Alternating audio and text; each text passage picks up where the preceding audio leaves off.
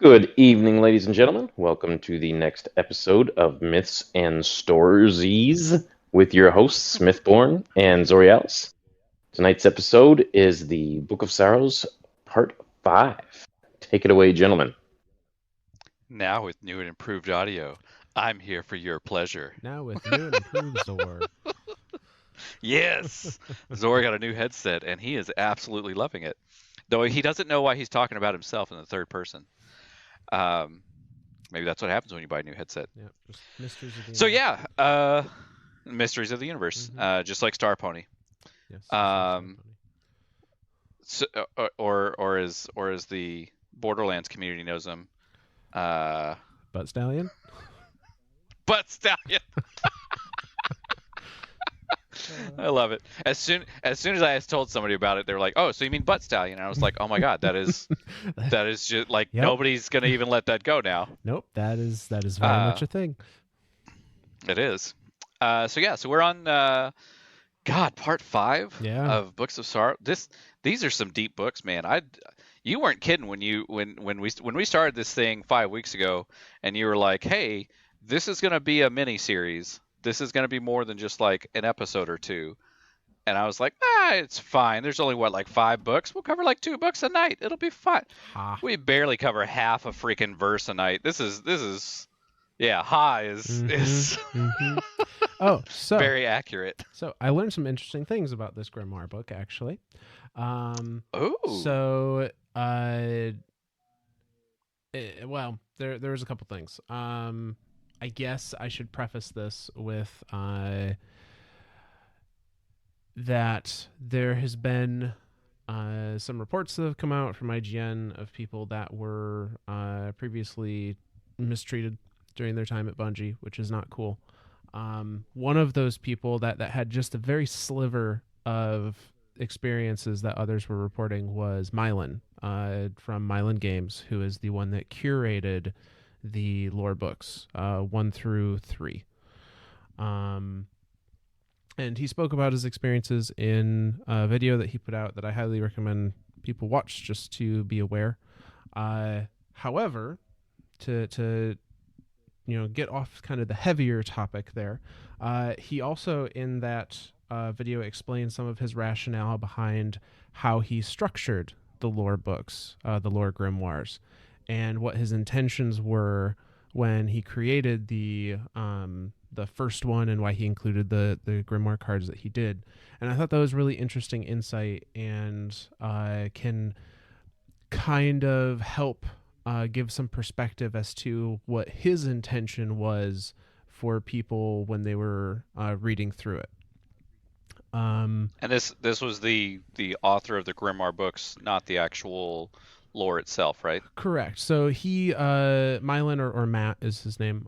He did not create any of the lore. He's a Destiny community member. He's a YouTuber, just like Bife is, or Dado, or anyone else that does Destiny YouTube content. He was similar to Bife. He was still very heavily lore focused. And he was under contract with Bungie at the time to curate the books. So he he didn't write any of the lore, but he went through all of the grimoire cards that were written in D1 and decided what should be in the books and what order they should be in the books and what the rationale was behind that order, and so on and so forth. Well, cool. Yeah. Big shout out to Mylan there. Absolutely. So his rationale behind this first book was he wanted to start with the Books of Sorrow to give background on the Hive and their motivations and how they tied into the darkness, and to draw a parallel between what Oryx did and how Oryx rose to power, and his use of the darkness compared to Guardians and their use of the light. The second section of the first grimoire, which I don't know that we're going to get into in our little mini series, talks about Dredge and Yor and the Thorn, and essentially what a dark Guardian would look like. and then it goes into And that's all Shin Malphur. Yep, Shin and, Malphur and Dredgen Yor, the last word and Dredgen Yor, Thorn. yep. Yep. So it tells that story. So that may be another story we cover. It absolutely will be at some point. But yeah, so it goes from the Books of Sorrow to talk about the Hive and make Oryx almost sympathetic, or someone that we could understand their motivations. And then it shows a Dark Guardian, and then it shows the extended version, I guess, of the Dredgen Yor lore, which is Shin Malphur after the death of Dredgen Yor and the Shadows of Yor, and kind of how Shin created the Shadows of Yor to show that Guardians don't need to be polarized one way or the other, and maybe need to use a little bit of dark and a little bit of light to survive. And then ends with the Touch of Malice and a few others that escape me at the moment, just to kind of really solidify the idea that Guardians and their use of power and their pursuit of power is very similar to Oryx's use of power and Oryx's pursuit of power and Oryx's underlying motivations. And that is why the first Grimoire, Volume 1, is titled The Dark Mirror, because it is the Guardian looking at kind of the darker side of what their motivations could lead to. Sure. So I just thought that was an interesting little insight. Yeah, that's holy cow. That's wow. Well, not to swing it back to the dark side here. That may be something we'll discuss a little bit at the end of this episode too, because I want to say it was either last episode or the episode before, where I was basically saying, just be nice to each other.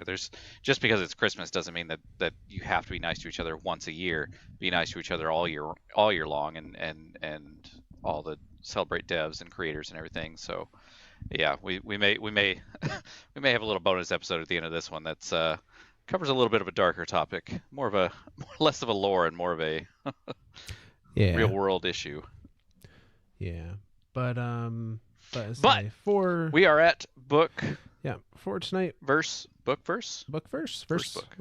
Yeah, so we verse are book. On verse 3. 3:1, I believe. No, excuse me, 3:2. 3:1 or 3:2? 3:2. We ended with 3:1 last episode, and we're into the verses 3:0 and 3:1 that are being written from the perspective of the Hive people, talking about these beings that they are perceiving as their gods, essentially. That's right. Because up until this point, we, or at least I, was a little bit under the assumption that they had already turned into Hive, but from the sounds of it, they didn't officially start calling themselves Hive until after whatever that event was, that battle of Fundament. Yeah, with the Ammonite through the moons, fighting the Ammonite. Yep. Which I everything about it says that it's fallen. Like that was the battle of the so post Krill, pre-Hive people, whatever they called themselves at that point in time, because I don't know that they even refer to themselves as Krill or Hive or anything. I think they do refer to themselves as Krill way back when. Is Krill still? Way back near the beginning. But yeah, sure. They very much in the beginning of verse 3:0, they refer to themselves like, we are the Hive. And that's the official. They are now officially Hive. Yeah, they are now identifying themselves as Hive. Right. Though Alrosh still hasn't. I don't want to spoil it because that's a huge spoiler. Yeah. By the way, if you didn't know, there's a thing called Oryx, and he's the Taken King. Yeah, who would have guessed? I wonder where he's coming from. Oh, nobody knew where he was coming from. He looks kind of Hivey, and he flies around on a hive-looking ship. No. Yeah, no. He's still Alrosh. Oryx Still at one this of the point. three sisters. Yep. Oryx. Okay, that's right. Aurash was It as a starts krill. Oryx, now that they've accepted Oryx. the worm into them and metamorphosized, whatever, transformed. Bungie makes it difficult enough for me. I don't need to make up my own long I words. was going to say, are we going to have to get the Google machines out? Not yet. Not yet. I love it. They come up with more words like onicism. You get to Google that one on your own. That one's dirty. I know. So Anyway, these verses are being told in the same kind of manner that we see stories about that you would read a story about, like Jesus Christ in the Bible. You know, it's not Right. being told from the perspective of Oryx or Savathun or Xivu Arath. It's being told from the perspective of their disciples, their citizens. Yep. And it's that kind of spin on these, quote unquote miracles that their gods are performing.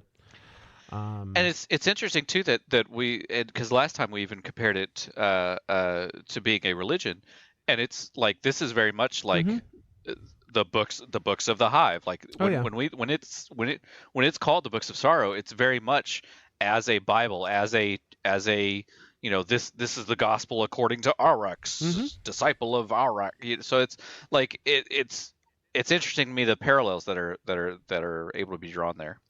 Yeah. So we're going to start with verse 3:2. The High War. Now in this time of diaspora there was a war between Oryx and Savathun and Xivu Arath. Brother Oryx, said Savathun, do not forgive my betrayal. Instead, take vengeance upon me for what I did at the dry moon. And Oryx made war on her in worship of the deep. Between them stood Xivu Arath, saying, Stop, or I will kill you. War is mine, and I am stronger. So to reiterate a little bit here, Oryx was trying to find a diplomatic solution to their conflict with the Ammonite. And the deep, the worms, did not like that, and they persuaded, or maybe she didn't need much persuading, but Savathun came and killed Oryx so that Oryx's soul went back to the throne world, and just glassed the planet, essentially, that this peace treaty was happening on. So that's the in the same way that we see the in the same way that we see the wizard magic happening whenever you come across like a public event or something like that, and that black sphere comes around and you're suppressed and everything like that. It was very much described as like the entire planet or moon or whatever was encased in that, and now no life, like nothing devoid lives. of any life, any moisture. It was a dry, barren wasteland. Yep. So that's the betrayal in question here. So Savathun is essentially goading Oryx, saying, don't forgive me for killing you and upsetting your plans. Like, fucking man up and fight me. Yeah. And Xivu Arath is getting in the middle of this and being like, I'm the literal god of war. What the hell? And I think it is like the older brother and like the older sister, or like the older brother and the middle sister are fighting each other, and then like the little kid sister comes in and goes, guys, cut it out. I'm supposed to be the god of war. That's mean. I'm gonna tell mom. That's the way that whole scene played out in my head. Yeah, except the younger sister that's being whiny also has a knife and will stab them in the face. And will stab them in the face. Yeah, I mean, as you do. Yeah. And we mentioned the Krill are not very much they're very literal people. Yes. They will kill you. Full stop. Being the god of war means that they make the most war. Yep. For 20,000 years they fought across the moons, and they fought in the abyssal plains and the lightning palaces of each other's sword spaces, and they killed each other again and again so that they could practice death. Such was their love. At last the many moons came to many worlds, and it was time to go to war on life. Oryx said, I shall establish a court, and whoever comes into this court may challenge me. My court will be the high war. It will be a killing ground and a school of the sword logic we have learned from our gods. Savathun thought this was a great idea. She made a court called the High Coven. Xivu Arath said, the world is my court, wherever there is war. So that's the end of verse 3-2. A couple things to point out. 20,000 years. I was fixing to say, the first thing that jumped out at me was the 20,000 years. I'm like, I mean, we thought the Hive are ancient.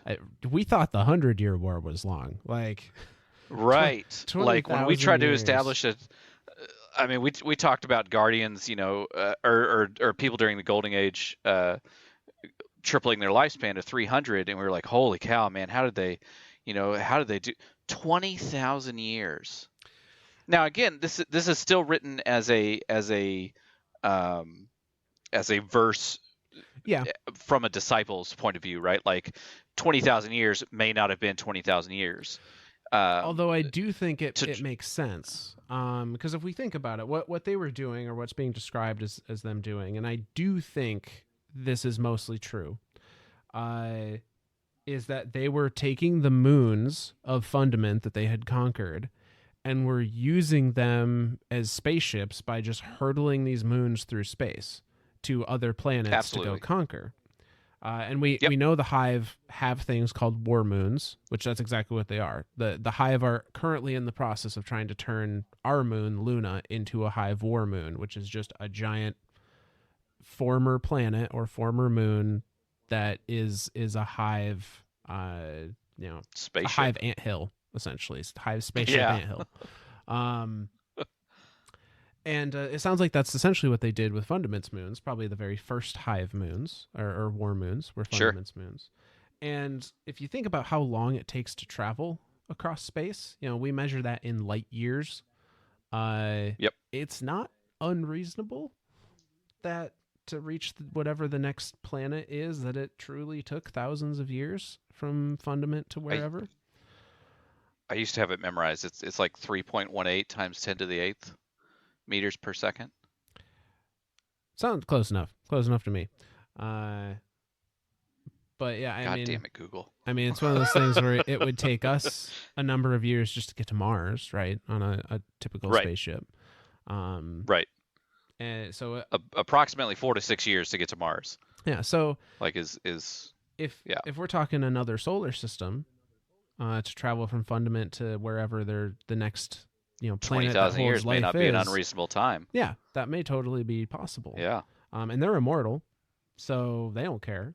Right. Well, and the whole thing where they're killing themselves over and over again, they just go back to their throne world and come right back. Yep.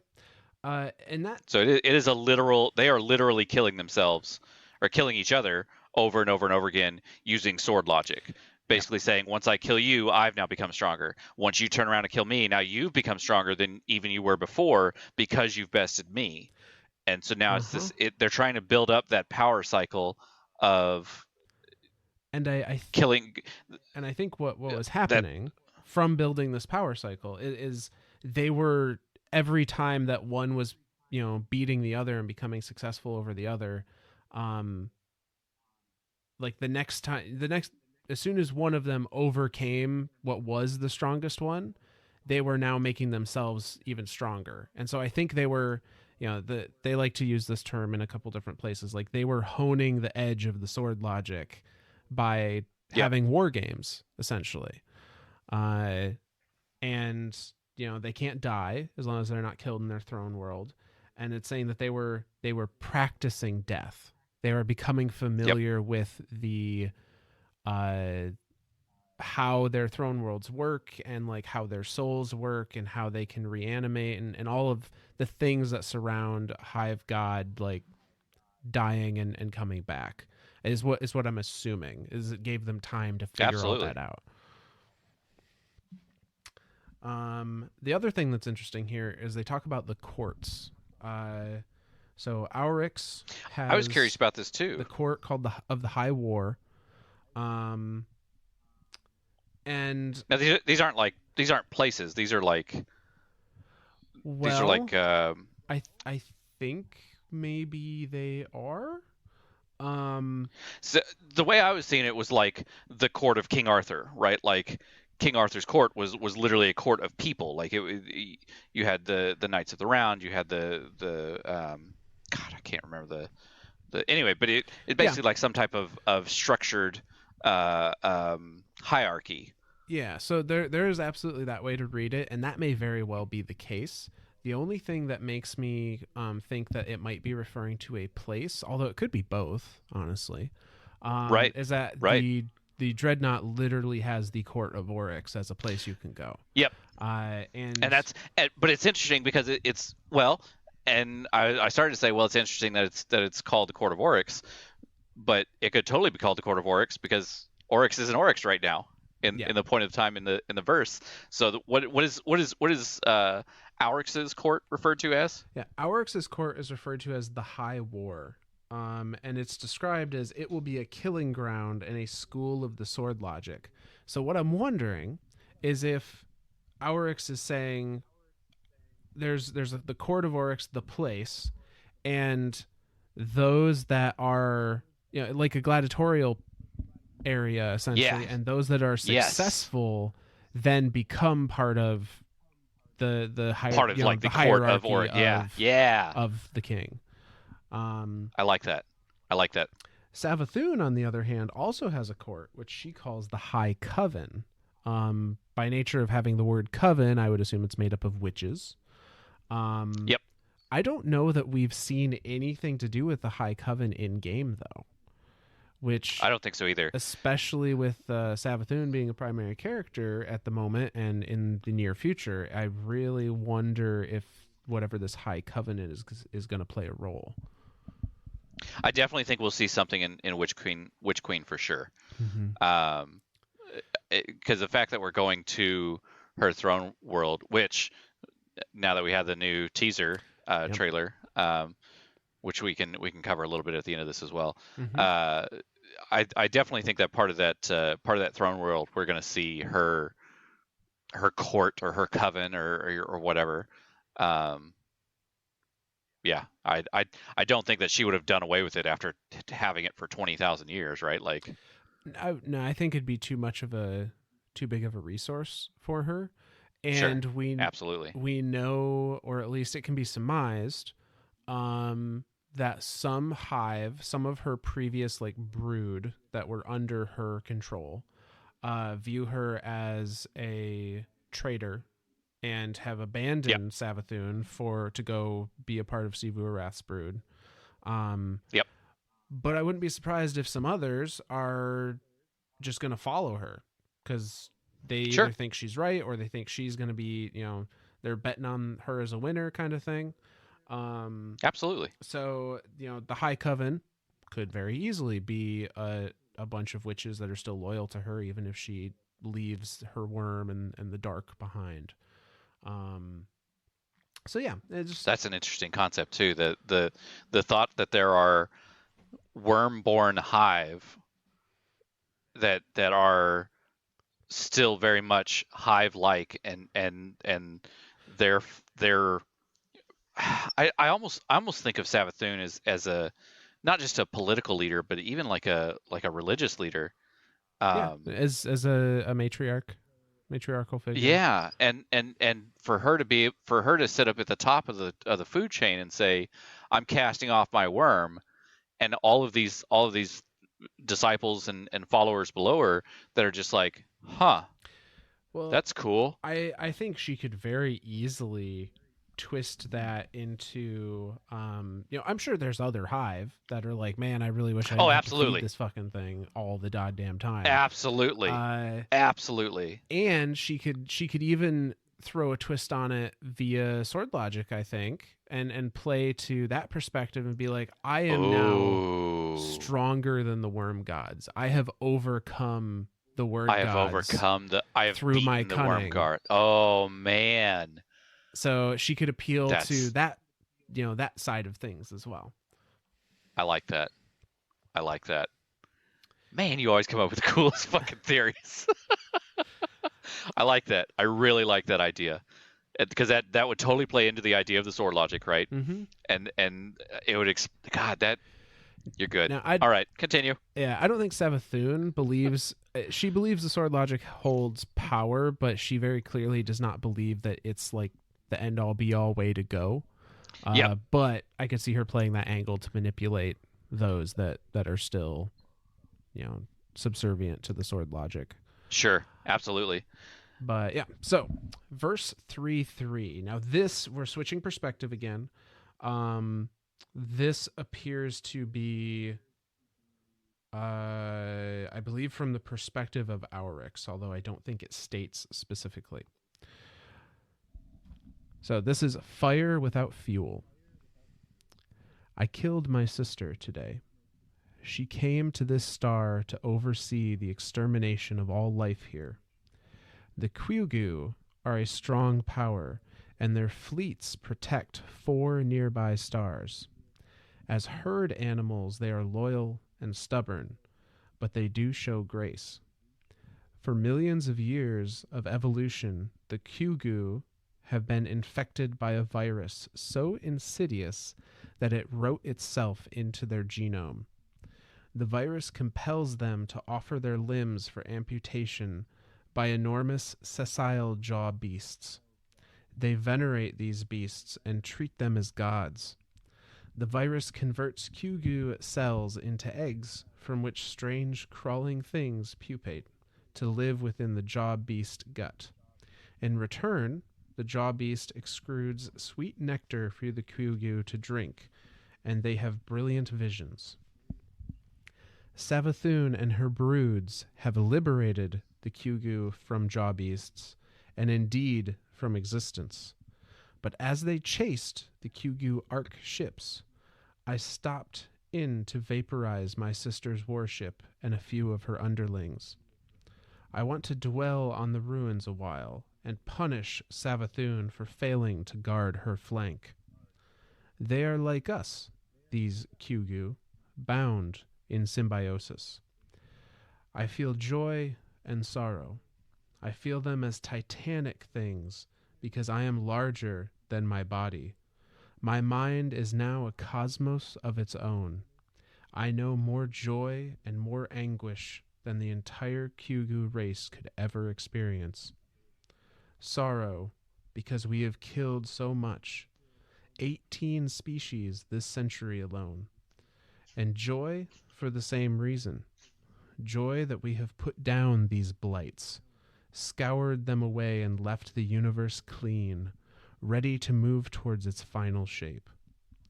We are a wind of progress, ripping parasites from the material world, for if they are not parasites, we would be unable to kill them, and they would still exist. And what is that final shape? It is a fire without fuel, burning forever, killing death, asking a question that is its own answer, entirely itself. That is what we must become. My worm grows fat and hungry. I feed it with whole worlds. My astronomers tell me they can sense the deep itself, and that we are conquering our way towards it. I think joy and sorrow will be the same thing soon, like love and death. Oh boy. God damn. All right.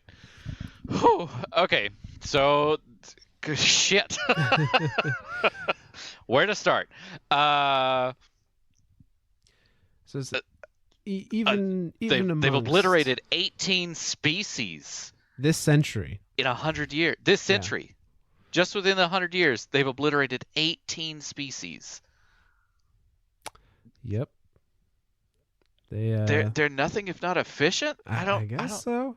And I guess I mean, and they're still honing themselves against each other. They're still actively trying to to kill each other essentially when the opportunity arises.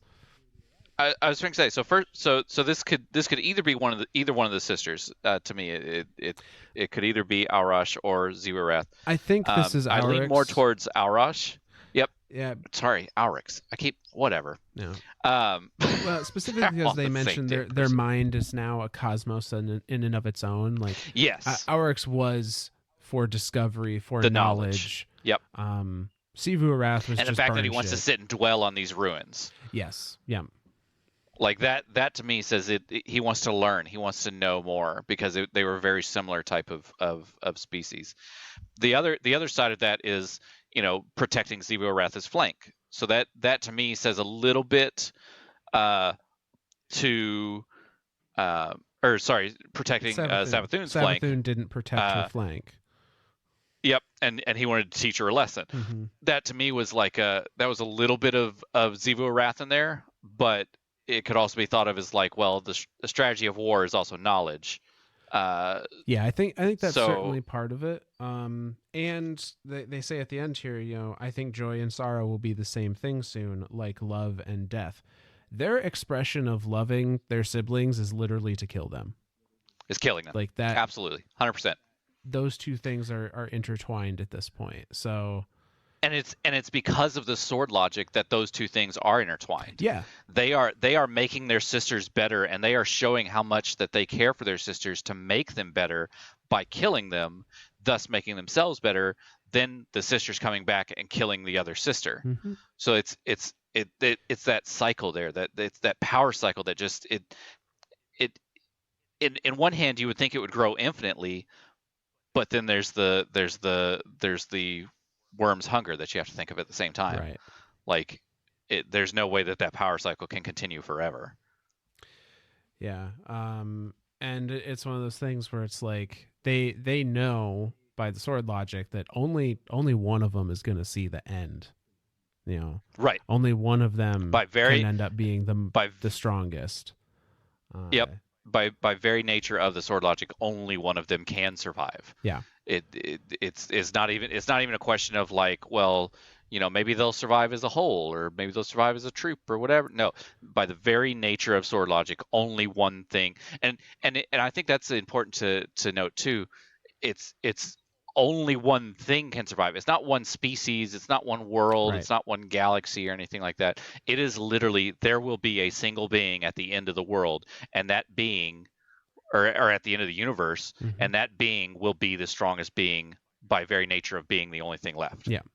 And so by them constantly attacking and killing each other, they're also saying like, it's kind of this weird, like, I'm going to attack you and make you stronger because I care about you enough to want you to have a chance to be that last thing. I don't know. It's just a weird train of thought, right? It's a fucked up family dynamic, but it slightly it was working for him, I guess. I mean, you do you, boo. Which, if we follow that thread, if love and death are synonymous, are the same thing to the Hive, and they are scouring the universe clean by removing these species that cannot continue to exist in the face of the Hive, do they think that they're like somehow...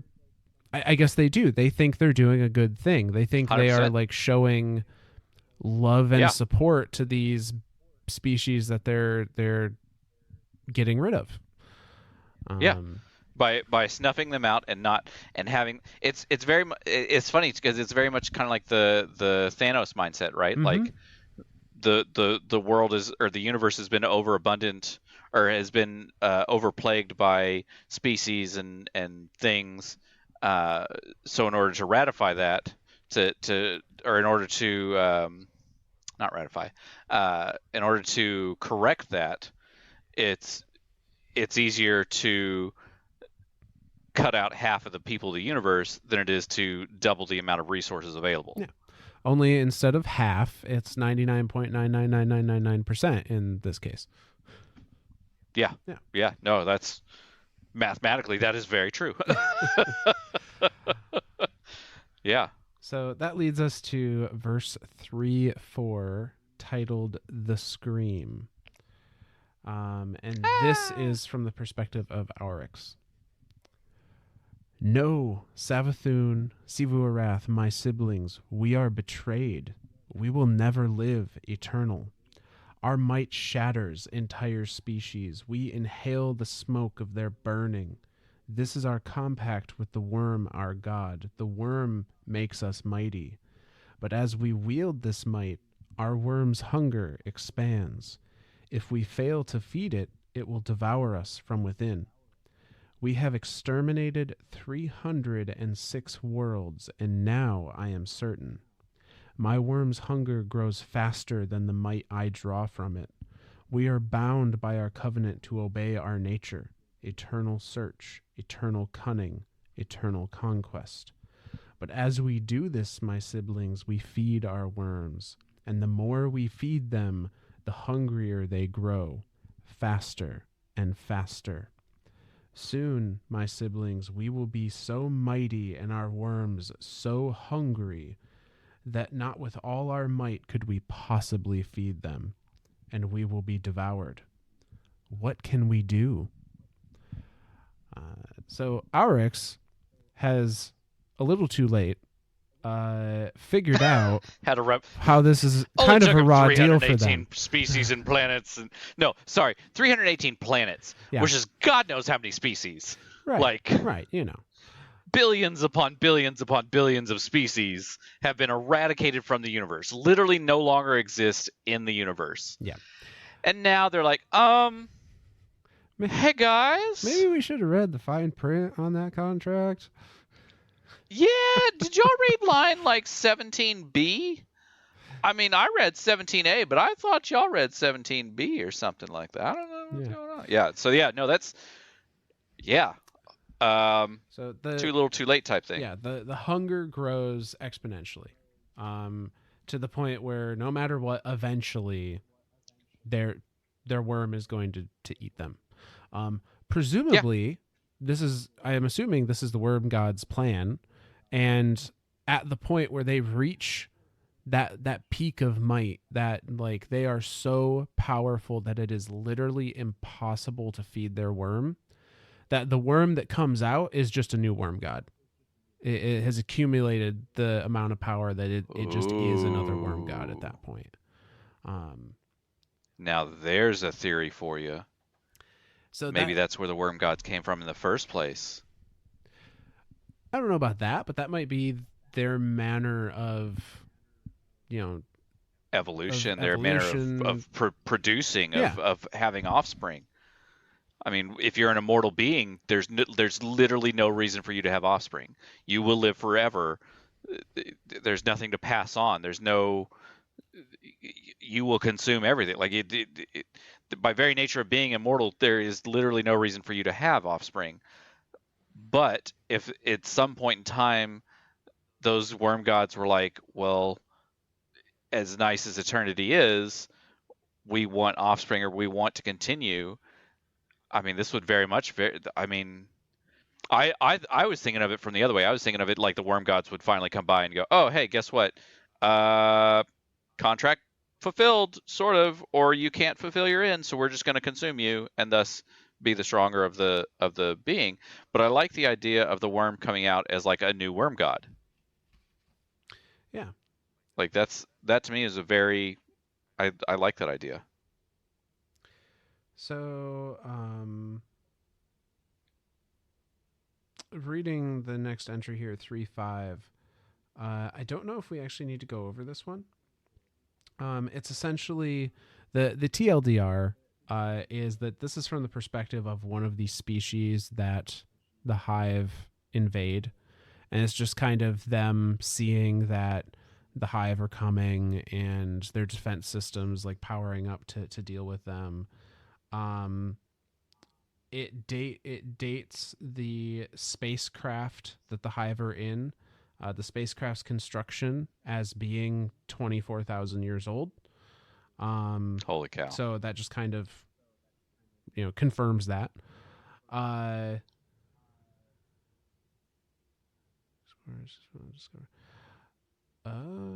Okay, so I was incorrect. Maybe we do need to I have did a little skim. I did some skim reading, and drew the incorrect conclusion. See, remember, kids, this is why reading the fine print is important. Yes. Because right there, Myth could have been turned into a worm, and that would have been game over for him because he didn't read the fine print. And then no one would be around to edit this podcast. It would just be me talking to myself. God damn it. Go ahead and read the 3.5 then. Yeah. So 3.5.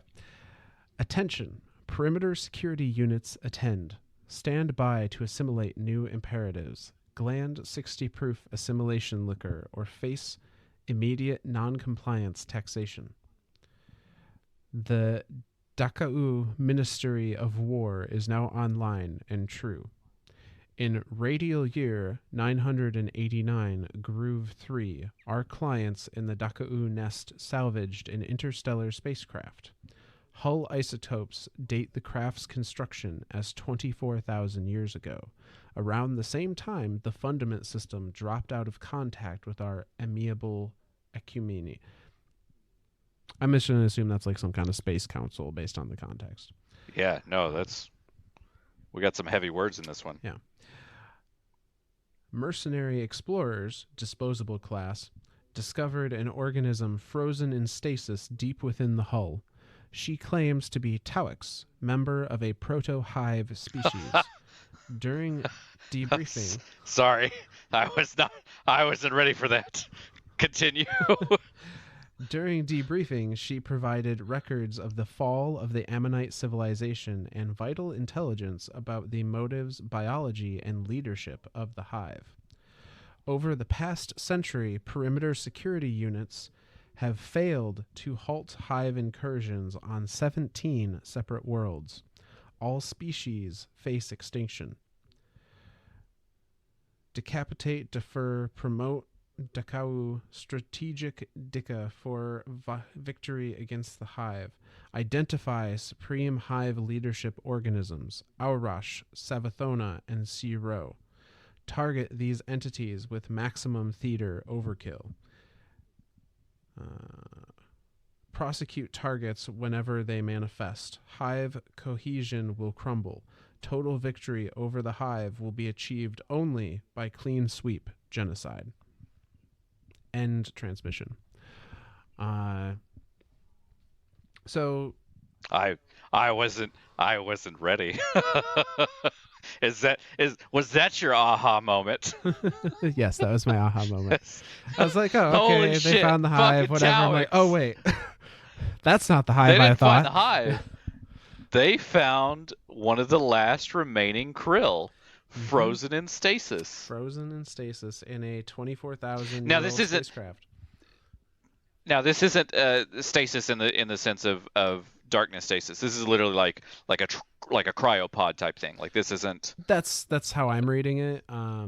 That's what I thought too. That's the way I'm going to take it, because to me, for them to just start mentioning stasis all of a sudden, I'm like, all right, hold the hell on here. So yeah, I'm gonna take this as a cryopod that Tauix had frozen herself in and just blasted off from Fundament in her escape, and has been found by this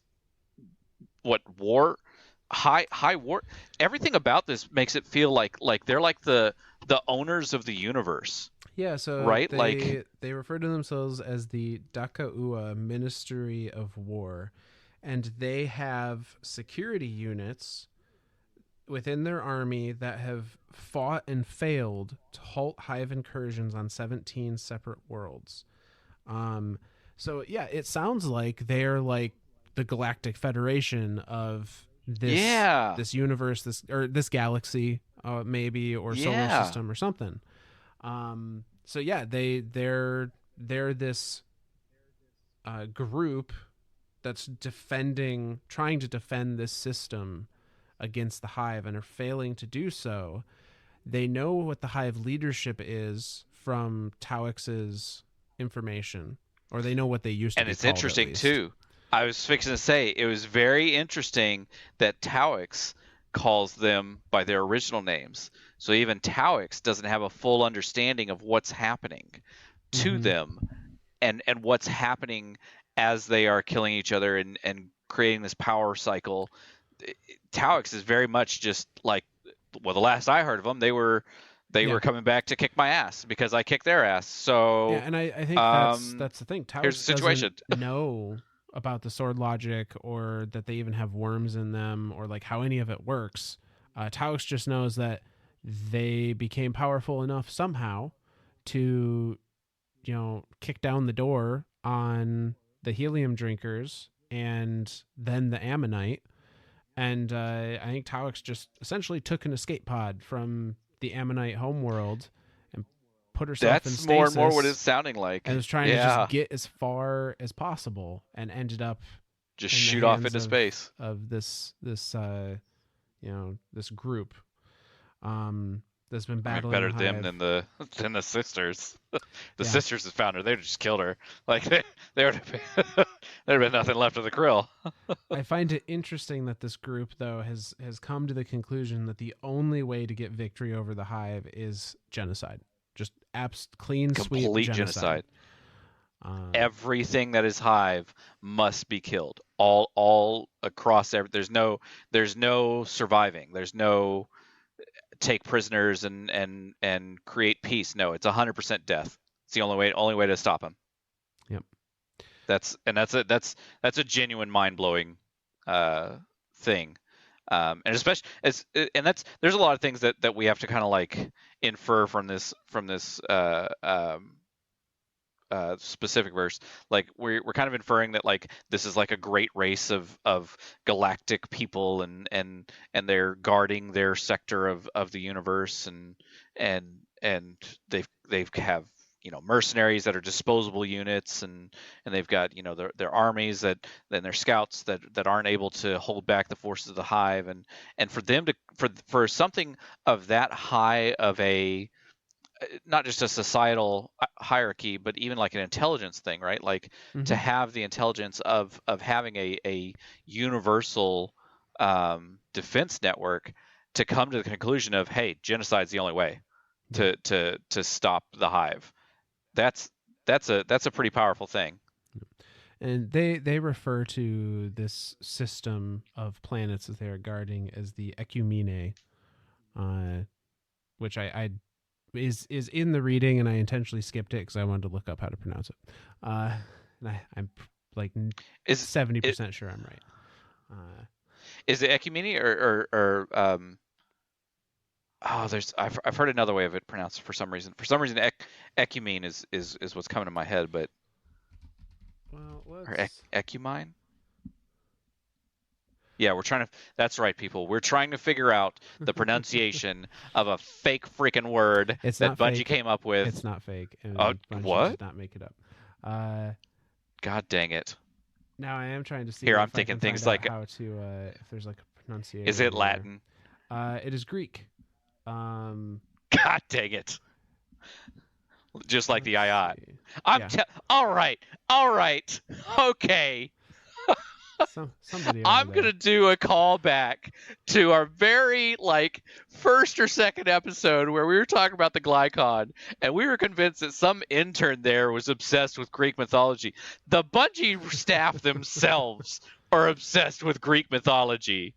And that's it. That's full stop. I'm saying that somewhere in one of their writing staff, some dude is like a Greek mythologist major, and he's like, I've got to put my and this is nothing to downplay all of you Greek mythology majors out there, but he's sitting out there like, I've got to put my college degree to work somewhere, or mom and dad are going to yell at me. And so this is what he did, which fucking cool, right? Like, I mean, that's like there's no cooler way to put, like, you're right, there's like no cooler way to put it together, but at the same time you're like, really? This is all just Greek stuff? So Ecumene It appears to be how it's pronounced, and it is Greek, meaning the inhabited portion of an earth or celestial object, as distinguished from the uninhabited portion.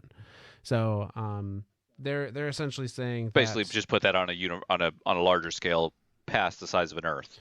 yeah. So That's what I would equate that to. they're calling this system. They're referring to the system as the Ecumene, but it's essentially just like the habitable, habitable bits of this galaxy, or this, we don't know how large Sure. they're guarding, but yeah. That's the other thing too, is we don't really have a reference of the size Right. of their guarding, because they mentioned 17 planets. Well, hell, Oryx was like, hey, we blew up 318 planets. Right. Like there's So I mean, old clearly hat this is not like the entire universe type thing. This is probably more than, I would think it'd be more than a solar system, just by nature of having 17 of X number of planets being converted or destroyed or whatever. Yeah. So I would think it would be at least galaxy size, if not possibly a couple of galaxies. Yeah. So the next verse 3:6, we kind of see the fallout of the battles between this defense force against the Hive, and this is being told from the perspective of the Hive citizens again. So verse 3:6, star by star by star. Beneath a green fire sky in the throne world of King Oryx, our lord's embrace, we the Hive watch as Savathun puts her arm around Xivu Arath, and Xivu Arath clasps forearms with Oryx, and Oryx takes Savathun by the shoulder. They are huge, huge, and they burn with furious power. But this embrace weakens and despises us. Never before have we despised our lords. Have they failed us? We, the Hive, have been driven back, world by world. I am at my end, Savathun says. I plot and I plan, but I cannot gather enough bloodshed to feed my worm, and the harder I try, the hungrier it becomes. I slaughter and kill, Xivu Arath says, but the harder I fight, the more my worm demands. I too am at my end. The Ecumene war angels have killed me so many times, Oryx says, that I dare not go out into the universe, lest I need my might to protect myself. My worm chews at my soul in hunger. Is this the end of our crusade? Are we, the Hive, unworthy to exist? Xivu Arath puts down her great head. We should retire and gather our strength. Savathun closes her eyes in puzzled defeat. We should beg the worm, our god, to tell us what to do. But King Oryx, who knows best the beauty of the final shape, roars at them. Have you learned nothing? Would you deny our purpose? Whatever we do, we will do by killing, by an act of war and might. That is the final arbiter we serve, that violent arbiter, and if we turn away from it, we deserve to be eaten. No, we must obey our natures. We must be long-sighted and cunning and strong. We must take this gift the worm our god has given us, this challenge, and find a way to keep existing. But how will we feed our worms? Xivu Arath asks. I know, says cunning Savathun. I know a way, but it won't work unless we are killing the Ecumene by the billions. How can we beat them? If we cannot beat their strengths, says Xivu Arath, we must infect their weaknesses. But they are lords of matter and physical law. I know a way, King Oryx says, but it will require great power. more power than any one of us can claim. Then kill me, says Xivu Arath, and use that killing logic, the power you prove, by killing something as mighty as me. So King Oryx took up his blade and beheaded Xivu Arath. And strangle me, says Savathun, holding a blade behind her back. Use that killing logic and the cunning you prove by killing something as smart as me. But King Oryx turned with the speed and might of Xivu Arath and beheaded Savathun before she could move. King Oryx was the first navigator with the map of death. These were true deaths, for they happened in the sword world. Then he went to the worm named Akka. That's the end of that verse. Holy cow. So this bit, So they were convinced that they were at the end. Like the fact that all three of them were like, it was basically like the prophecy come true, right? Like, yep, very much we've reached the end of our feeding. Like no matter how much knowledge I gain, I can't feed my worm. No matter how much killing I do, I can't feed my worm. No matter how much cunning I do, I can't feed my worm. And they're all like, this has got to be the end. And so at first I thought that this was being written. I was trying to figure out what perspective this was being written from, but it definitely seems like it was written from like a lower hive. Like, yeah, are you betraying us by embracing each other? Like, are you, like, you've taught us this whole time to, sword logic, highest, last thing that alive is best, and now you're trying to create like a universal whatever. Like, what the hell? And yeah, that's holy cow. Yeah, so this bit has always confused me a little bit, and I maybe as we read through together and kind of bounce ideas off and dissect things a little bit, it'll become clearer. But it has always bothered me for this section in particular when Oryx kills both of his sisters, and it is described as a true death, for it happened in the sword world. Now, there's two things Right. that bother me about that. Okay. The first one being, if this is a true death, then how do they come back? Because they do. Spoilers. Right. And hey, guess what? The current season says they've come back. Right. It kind of describes how they came back, but later in the book, but it just doesn't make sense to me with the rules that we know. I was gonna say, is this one of those because video game? Because if that's literally the logic here, I will be mildly upset. I don't believe that's what's happening. Okay. I believe something else is going on. There is an actual like in-game or in-universe reasoning. I just don't think we have enough information maybe to understand the mechanics of that process. Okay. But the because other, I'm very much with you on that line of thought too. Like, if and throughout the entire time, they even say like, if you're killed in your throne world, that's it. That is a true death. You are gone. Like you are officially dead. So and we even see that in game too. Like we kill Nokris in his throne world. We kill we killed Oryx in his throne world, right? Or did we? Yeah, that was don't you do that. Don't you do that. Yes, we killed Oryx. The bastard's dead.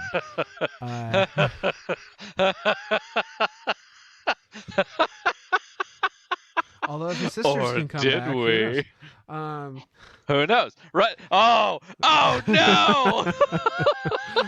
See, I'm gonna turn it right around on you.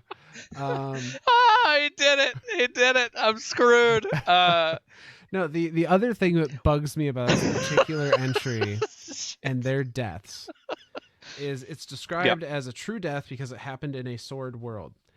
And at the very beginning of the verse, it says, beneath a green fire sky in the throne world of King Oryx.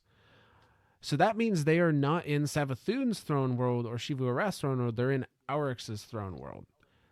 Ooh. Yet they're describing it as a true death because it happened in a throne world. Does that mean that if you kill a hive in any throne world, that you have killed them permanently, not just their own specific one? Or So is that that to me would be the reason why they could come back. because it wasn't in Like their Oryx, throne world? Oryx, if this is being written from the point of view of a disciple. Mm-hmm. So let's take a couple of points here.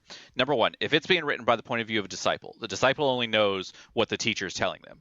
The teacher says if you die in a throne world, it's a true death, because that's the only thing the teacher has been taught up until this point, right? Like that's what the three sisters have been told by the worm gods and by every piece of logic that they've come across. That says if you die in the throne world, they never specify in your throne world. Then that's it. That's a true death. So the disciple sees that as, oh, they've died in a throne world. That's a true death. Now, if it is from the point of Oryx, who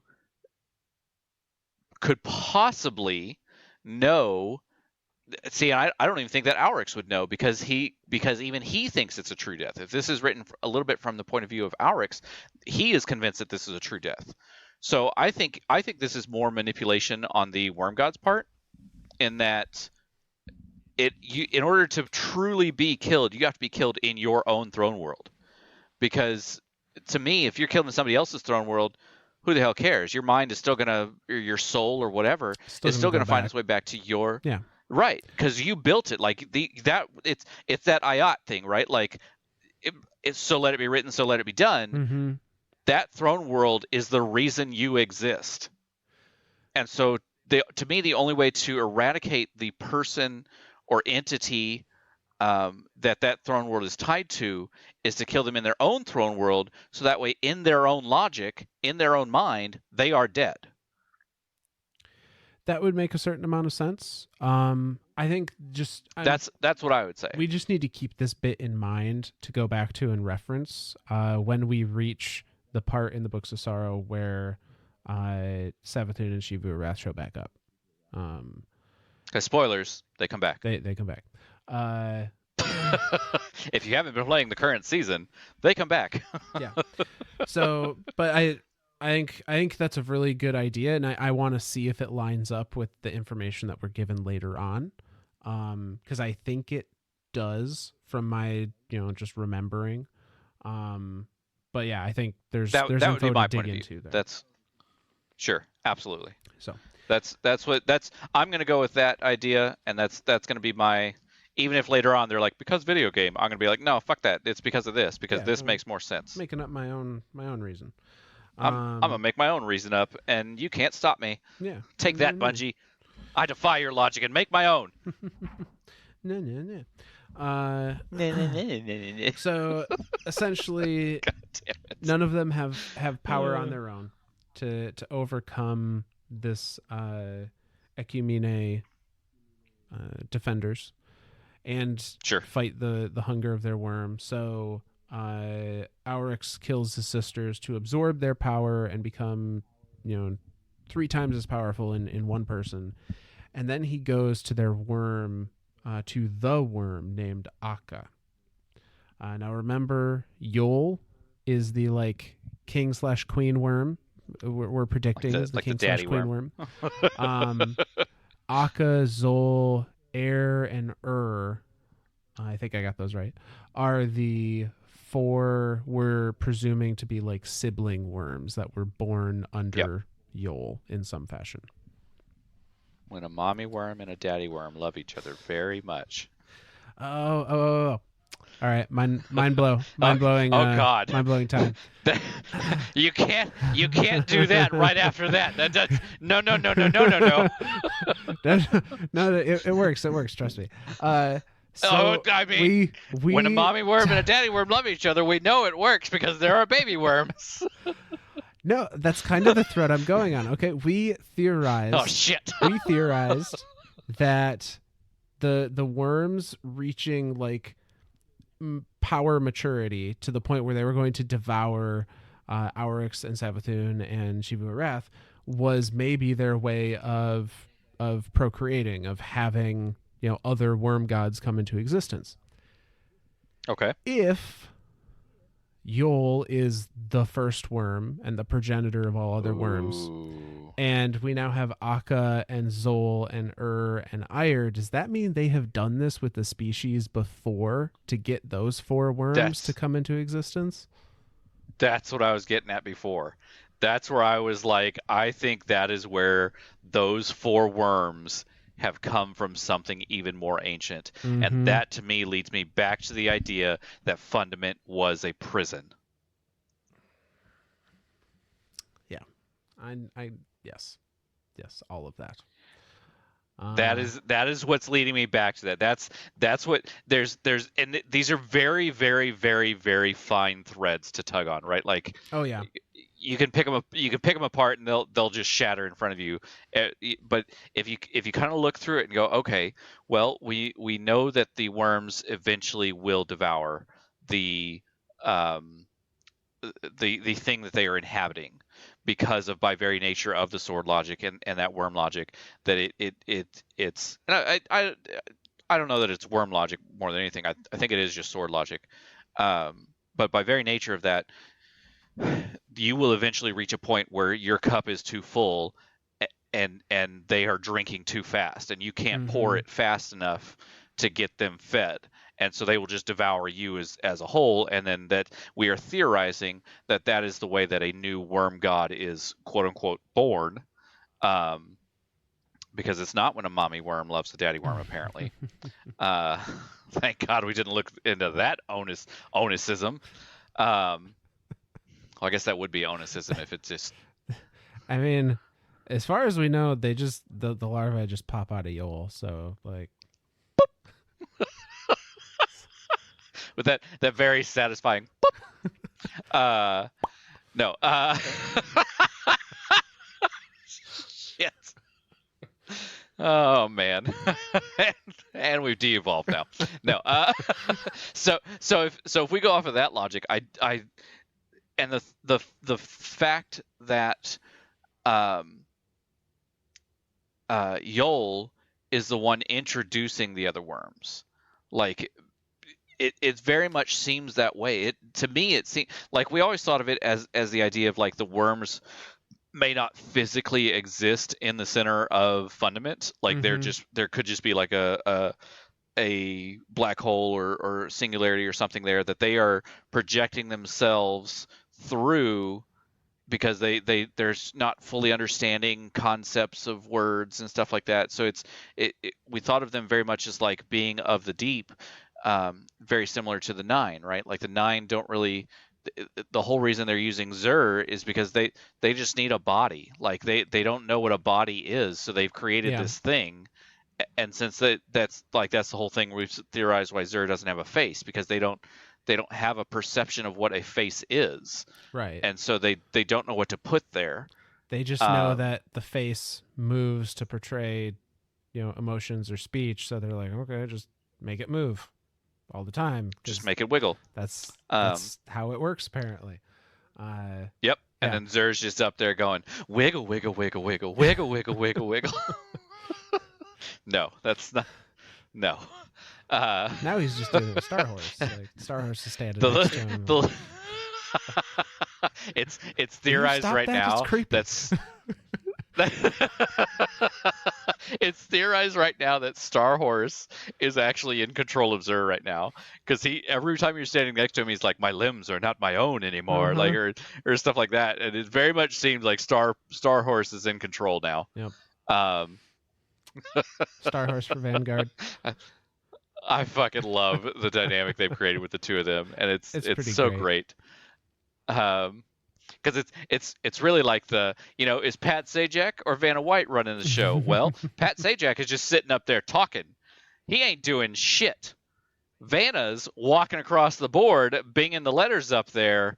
If she wasn't there, who'd bing the letters? There'd be no friggin' show. I'm just saying, Zur's been around for like 7+ years, and he ain't ever brought us any treasure chests until Star Horse showed up. So, I think it's pretty clear who's actually giving the rewards. Because the last treasure chest that showed up was from the Cabal. Mind blown. Now that we've completely derailed, Okay. uh, So back to the worm gods. back to the worm gods.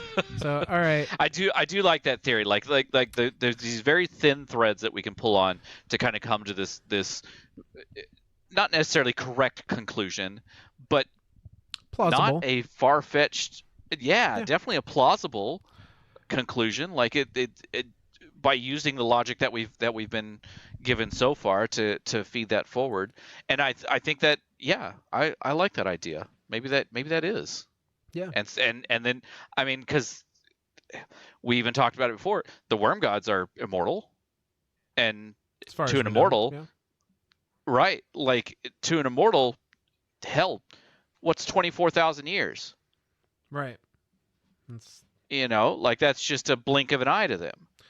well, and don't they describe as having been trapped in fundament for millions? I want to say Millions. They say something along Millions those of lines. years. So I'm leading. This is leading me more to the idea that Fundament was a prison, and that the Leviathan was a prison guard, but a prison guard that didn't want to take away free will. yeah. Right? Like there's definitely an analogy there to be made about the whole idea of, well, I'm telling you that the thing behind this door is bad, so go away, and preventing you from going in there, versus, hey, there's something behind this door, this is the way it works. There's also something behind that door over there, and this is the way that works. Yeah, it was. And just walk away with facts. It's interesting there to think of that as a man. It's Yeah, oh man, that's good. That's good. I like these theories. I like these theories. To piggyback off that a little bit, maybe we're correct on both counts. With the worms, so I think it's described. I'd have to go back and reread or re-listen to one of our previous episodes. Boom, self plug. Where Yol specifically is described as like not being in the same plane of existence. When they go into the core of Fundament. However, it's assumed that the other four worms, Zol, Akka, Ir, and Ire, are just wherever Yol is. Maybe that's not the case. Maybe Yol is Maybe in that's the not deep the case. and still is in the deep, but the ones that are actually physically trapped in our existence are the four sibling worm gods. And that was the goal, was to get them out. There it is. There it is. Damn it. Always with the better. There it is. I think that makes a lot of sense. I think that's it. I think that is it. Because then that would. Oh man, holy shit! I think that's it. And they never, like, looking at how they talk, they never refer to the worm gods. They always say the worm, our god, singular, which I think is Yol. And they never interact with Yol directly. And even when Oryx has gained all this power, he goes to the worm Akka. Not Yol, not their patron. He goes to Yol. Akka. Yeah.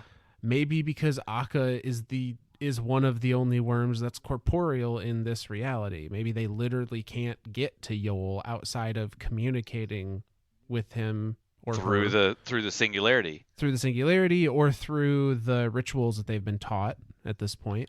Holy shit. Dude, this is holy shit. Oh man, this is this is good. Yeah. This is good. I like this. We're gonna roll with this theory for a while and see how it tastes. Until something comes around that casts doubt on that. I kind of like that version of things in my headcanon at least. That's what I'm going with. That's what I'm going with. That seems like the most plausible thought there comes to the. Oh man. Whoo! Shivers, man. This is good. This when we hit those good moments, right, where we put all these little tiny puzzle pieces together and we come up with this picture of like, well, if we go with all this logic, this is the evidence. This is the evidence we're presented with. This is what we have to. This is what It's like a computer: info in, info out. Like it's just, you feed us the pieces and we'll put them together and we'll come up with this picture of what we think. And oh man, whew, that's good. That's good. That's good. I like that. So we'll see if that theory holds water as we keep going here. But I like that for now. So the next verse I like that. is 3:7. So Oryx has killed his sisters, absorbed their powers, now going to go to the worm Akka. And the next verse is from the perspective of the Ecumene group again. It's called Eat the Sky. Emergency imperative. All militarized units attend. 120 proof fight or flight encoding or face certain catastrophic defeat. The Ecumene Crisis Council is now online. Attention. As of radial 990 Groove 0, the Hive has launched a staggering counterattack across the Spinward frontier. Perimeter, militia, and shock fleets report total casualty. We anticipate total Ecumene disintegration/extinction within 220 years. The Hive entity, Aurash, is deploying a paracausal ontopathogenic weapon that infects and subverts Ecumene forces. The weapon operates on individual targets. Targets are abducted and returned as compliant Hive slaves with inexplicable and physically illegal abilities. All Ecumene clients should immediately devote all economic and cognitive resources to a countermeasure. Fight hard. We stop the Hive here, or our galaxy is devoured. Holy shit! So this is the beginning. Now we have to draw a fine line here because this is not the Taken. Well, I think it might be. I think this might be the first take. This is possibly the beginning of the thought of Taken, because, and the only reason why I say this is because Oryx is not the Taken King. Oryx is the Taken King. Correct. However, I think they're doing this thing based on what the next verse is. The next verse is the discussion between Oryx and Akka. So I kind of feel like what they're doing is that thing where they show like these are the results of this discussion first, and then they show how it like they do the 3 weeks prior. Yeah. Yeah. like in a movie where it's like the 3 weeks prior thing. Yeah. Okay. Mm-hmm. All right. So all right. I could see it that way too. Yeah. I think so. Maybe this is the first Taken. Because so obviously the thought of him. Well, the first thing is the paracausal, right?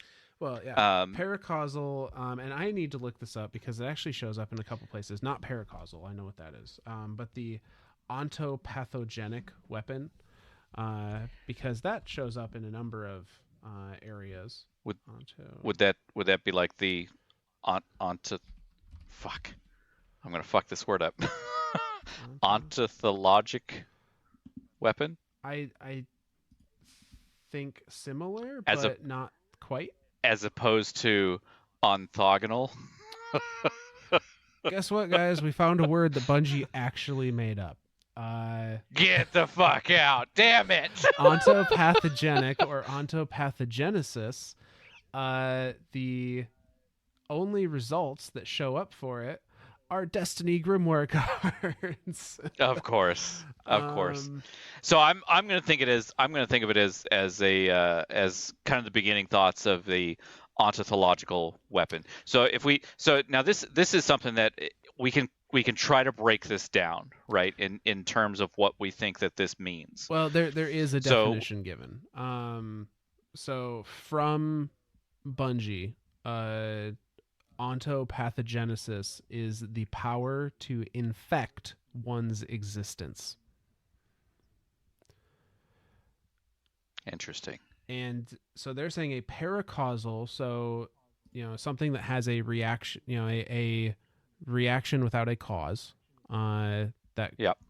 creates something without a cause for that creation. A paracausal weapon that infects the existence of Ecumene forces. It abducts individual targets and returns them as compliant Hive slaves with physically illegal abilities, with paracausal abilities. Paracausal abilities. Yep. So as soon as you said the physically illegal, that's where I was like, they're using paracausal abilities. Yeah. So and the only other thing that we know that has used paracausal abilities are the Taken. So I think you're right. Then I think this is like hey, this is happening 3 weeks earlier. Next verse, like that's. Yeah. I think that's what's going on here. Yeah, they're showing off that like whatever Oryx did worked, and they're gonna now win this war with the Ecumene. But now they're gonna show you like how did he get there? How the hell did he do this? And that is verse 3:8, which is titled "King of Shapes." Oh, we're getting into the deep stuff now. Every one of these books, or every one of these sets of books, like verse .0 through like .7 is like the build up, and then like now like 3:8 and 3. It's what basically like 3:7, 3:8, and 3:9. Those are usually the last Those are usually the big three ones. parts of the book. And those are the meaty ones. We've got probably like 3 or 4 meaty ones in a row here, actually. Hot. So that's what she said. Verse 3.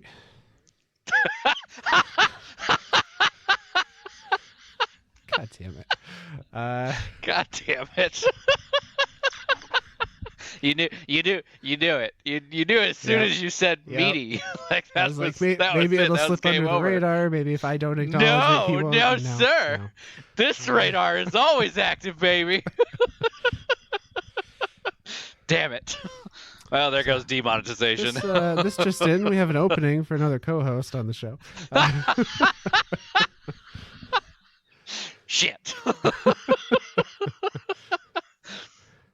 I know all the passwords.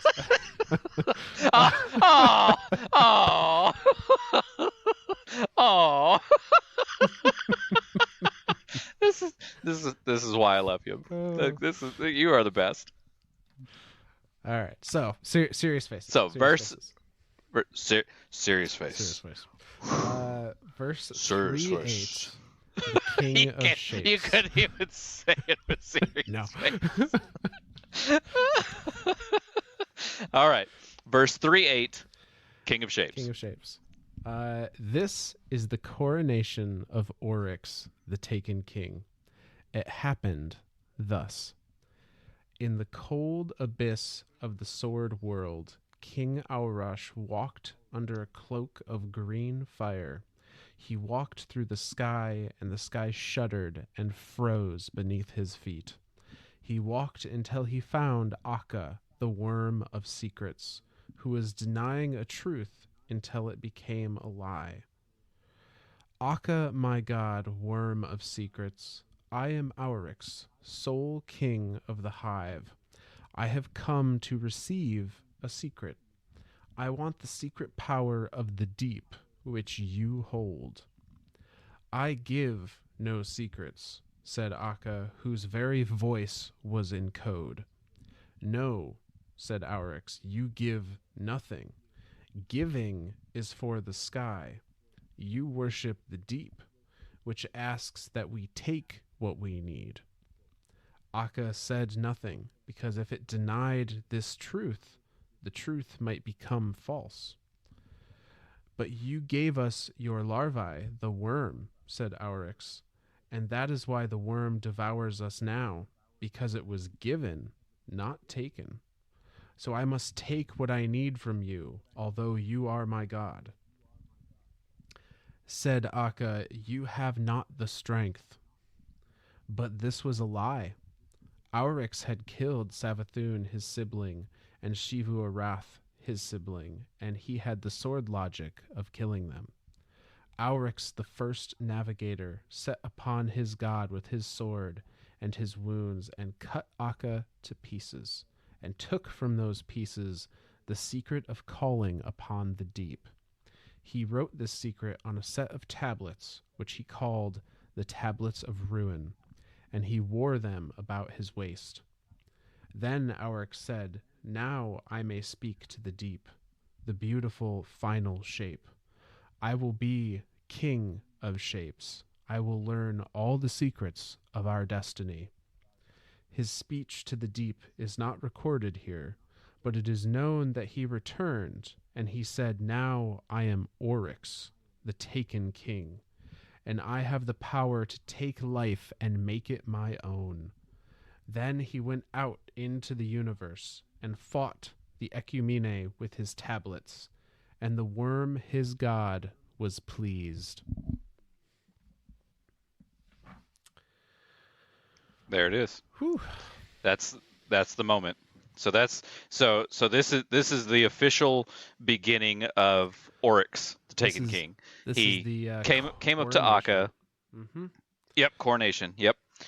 He came up to Akka, said, "Hey, look, there's something you haven't been telling us. I know because I am of the like my worm is of the knowledge. I know that there is something that you are not telling us." And by very nature of the worm not answering, that just basically confirmed it to him. And he said, "All right, well, since our worms were gifted to us, that's of the sky. Like the whole idea of giving power, of giving an ability, or giving life, or whatever, that is of the sky.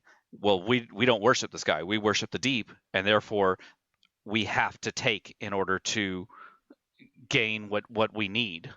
And so that's where he comes up, and he's just like, I'm taking it. And the worm god kind of like looks at him like, "All right, try me." "Oh, you and what army?" And Oryx goes, "Gotcha." Yeah.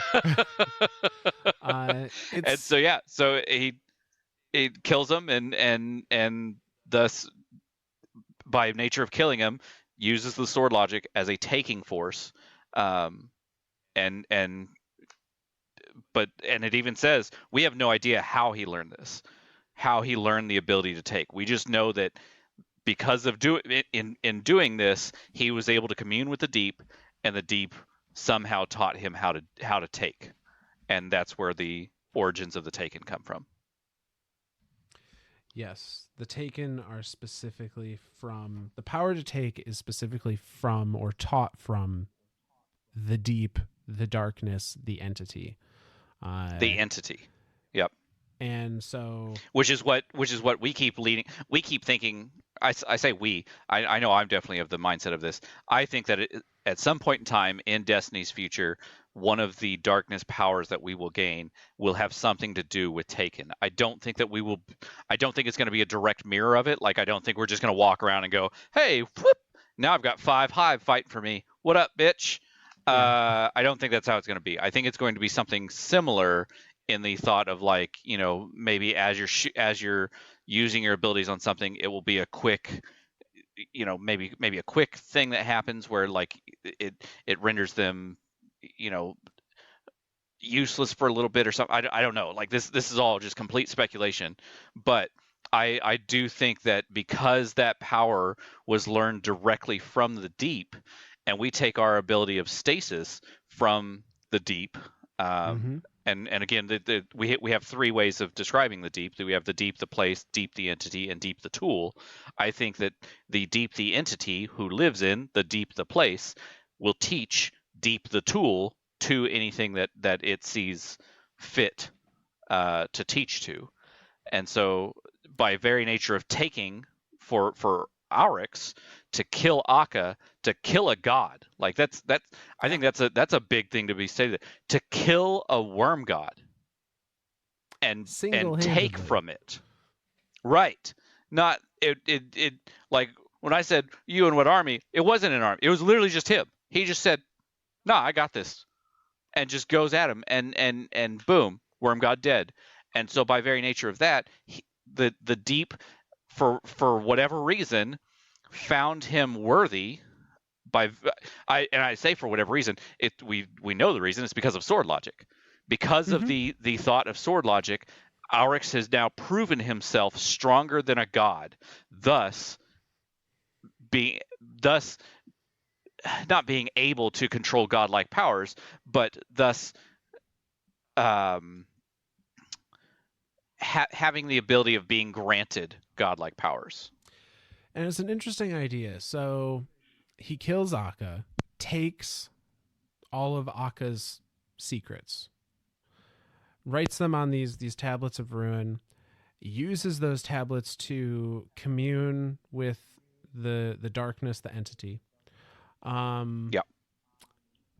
But is he then given the knowledge by this entity on how to take? Like, that's the thing. Like, Because did he just take the knowledge? Right.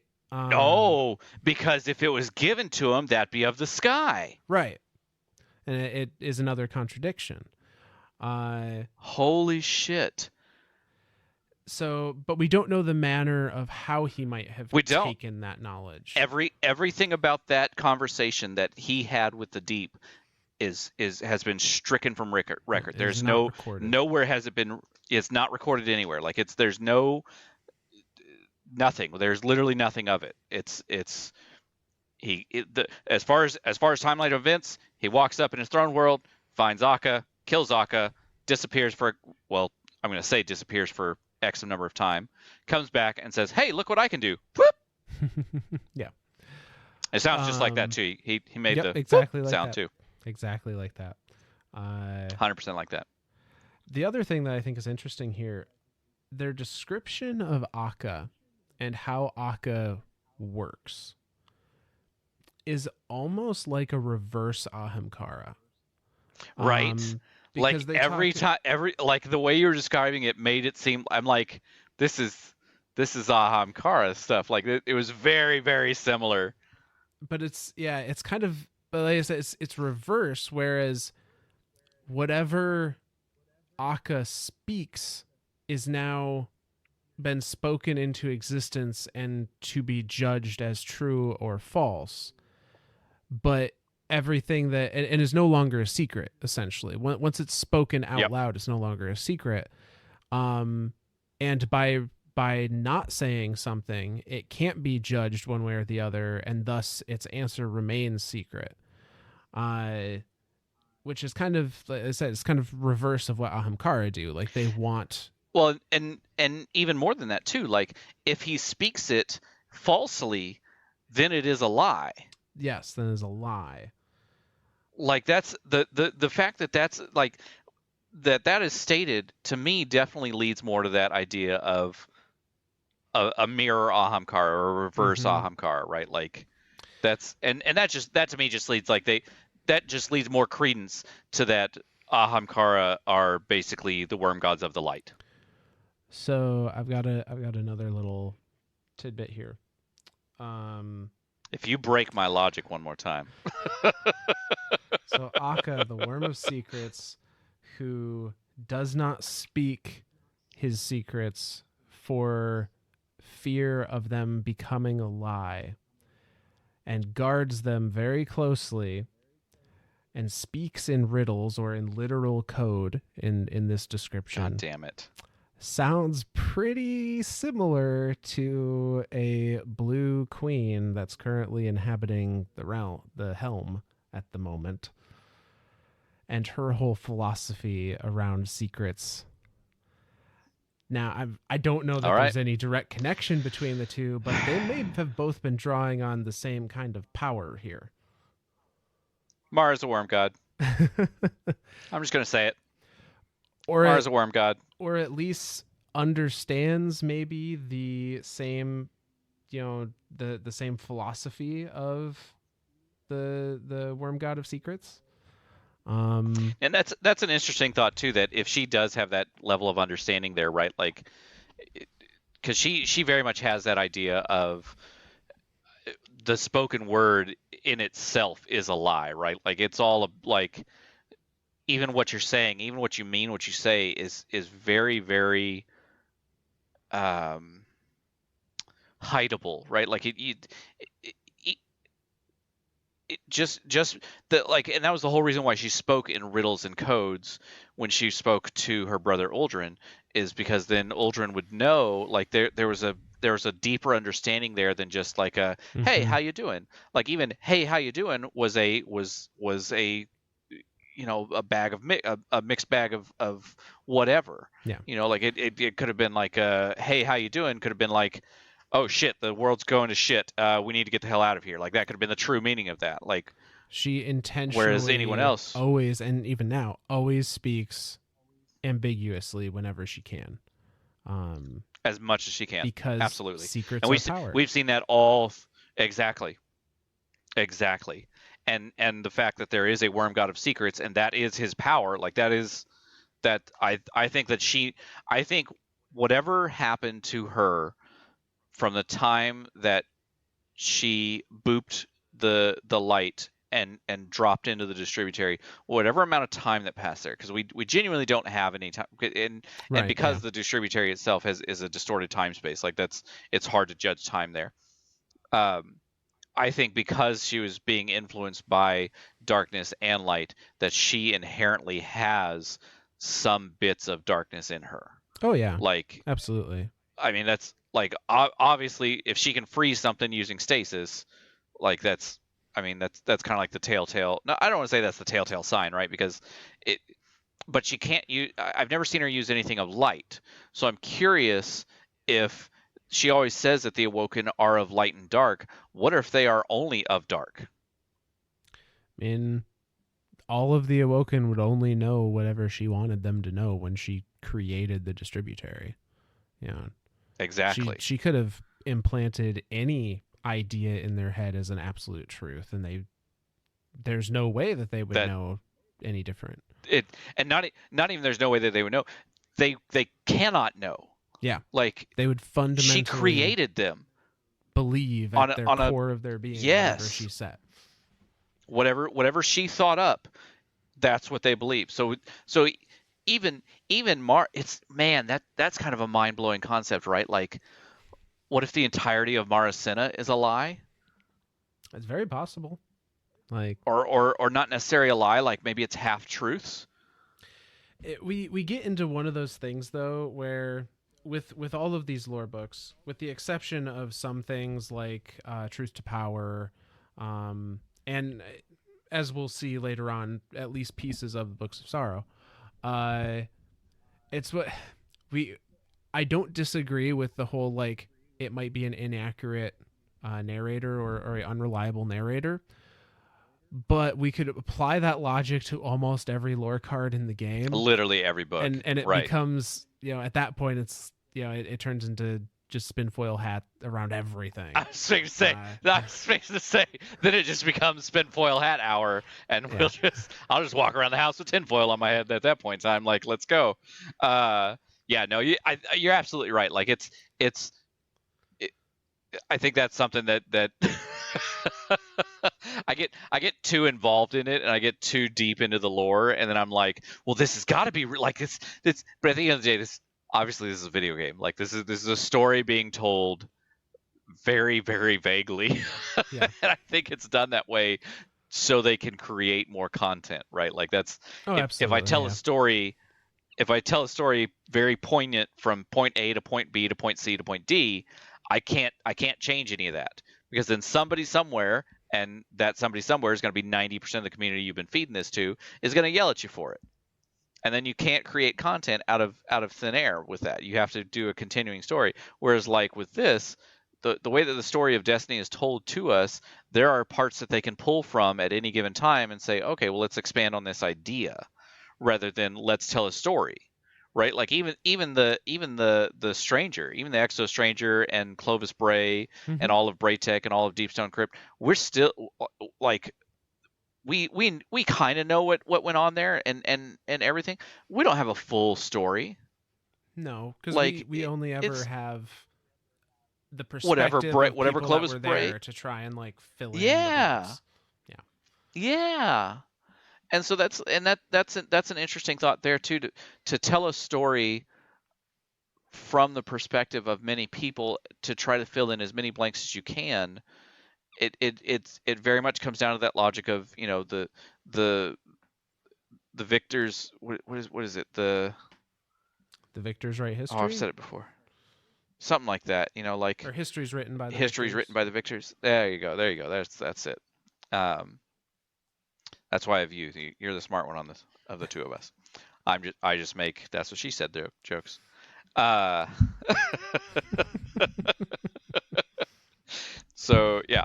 Uh, So, I'm not sure which direction I want to take this because we only have one verse left in book 3, but verse 3:9. We actually have done really well tonight, getting through this well, book. let's knock it out. Let's knock out 3:9 tonight. I'm This looking at time right now. We're looking at about 20 more minutes here. Yeah. Yeah. Let's go ahead and dive Okay. into this one. So verse 3:9, carved in ruin. Oryx made war on the Ecumene for 100 years. At the end of those 100 years, he killed the Ecumene Council on the fractal wreath, and from their blood rose Xivu Arath, saying, I am war, and you have conjured me back with war. Oryx was glad, for he loved Xivu Arath. The Ecumene wailed in grief. Then Oryx and Xivu Arath made war on the Ecumene for 40 years. At the end of those 40 years, Oryx said to the Dakua nest, I am jealous of my sibling, Xivu Arath. Help me kill her. And in desperation, they agreed. But he drove the nest into a trap, and they were made extinct. From their ashes rose cunning Savathun, saying, I am trickery, and you have conjured me back with trickery. Oryx was glad, for he loved Savathun. The Ecumene fled into the void. Then they made war on the Ecumene for 1,000 years, and exterminated them so wholly that nowhere except in this book are they remembered. This book and the mind of Tauix, who was not found. And Savathun said, King Oryx, how will we feed our worms? Did you use my plan? Oryx told the hive, I am the taken king, and here is my law. You thrall, each of you will claw and scream and kill what you can. Take enough killing to feed your worm, and a little more to grow. Tithe the rest to the acolyte who commands you. You acolytes lead your thrall in battle. Take enough killing to feed your worm, and a little more to grow, and take the tithe of the thrall you lead. Then tithe the remainder to the knight or wizard who commands you. Thus you pay tribute. You knights and wizards lead your followers in battle. Take enough devastation to feed your worm, and a little more to grow, and take the tithe of your followers. Then take another portion, as much as you dare, and use it for your own purposes. If it is too much, your peers will kill you and take it. Then tithe the remainder to the ascendant you serve. An ascendant will be those among the hive who gather enough tribute to enter the netherworld. They will pay a tithe to those above them. And thus the tribute will flow up the chain so that Savathun and Xivu Arath and myself will be fed by a great river of tribute, and we will use that excess to feed our gods and to study the deep. Thus all worms will be fed as long as we continue our crusade. This is my law. I carve it thus in ruin. Ayat. Well, there. Shit. So some of this is just the description of how they get around their worm's hunger, which is they turn it into a pyramid scheme, essentially. Yep, absolutely. Yeah. They're at the top, and literally every single hive in existence trickles a little bit of their essence, whatever it is that their worms devour, trickles a little bit up the chain and it all eventually reaches Oryx and Savathun and Xivu Arath. If I go around the world asking everyone for a penny, if there's 9 billion people in the world, I'll have 9 billion pennies.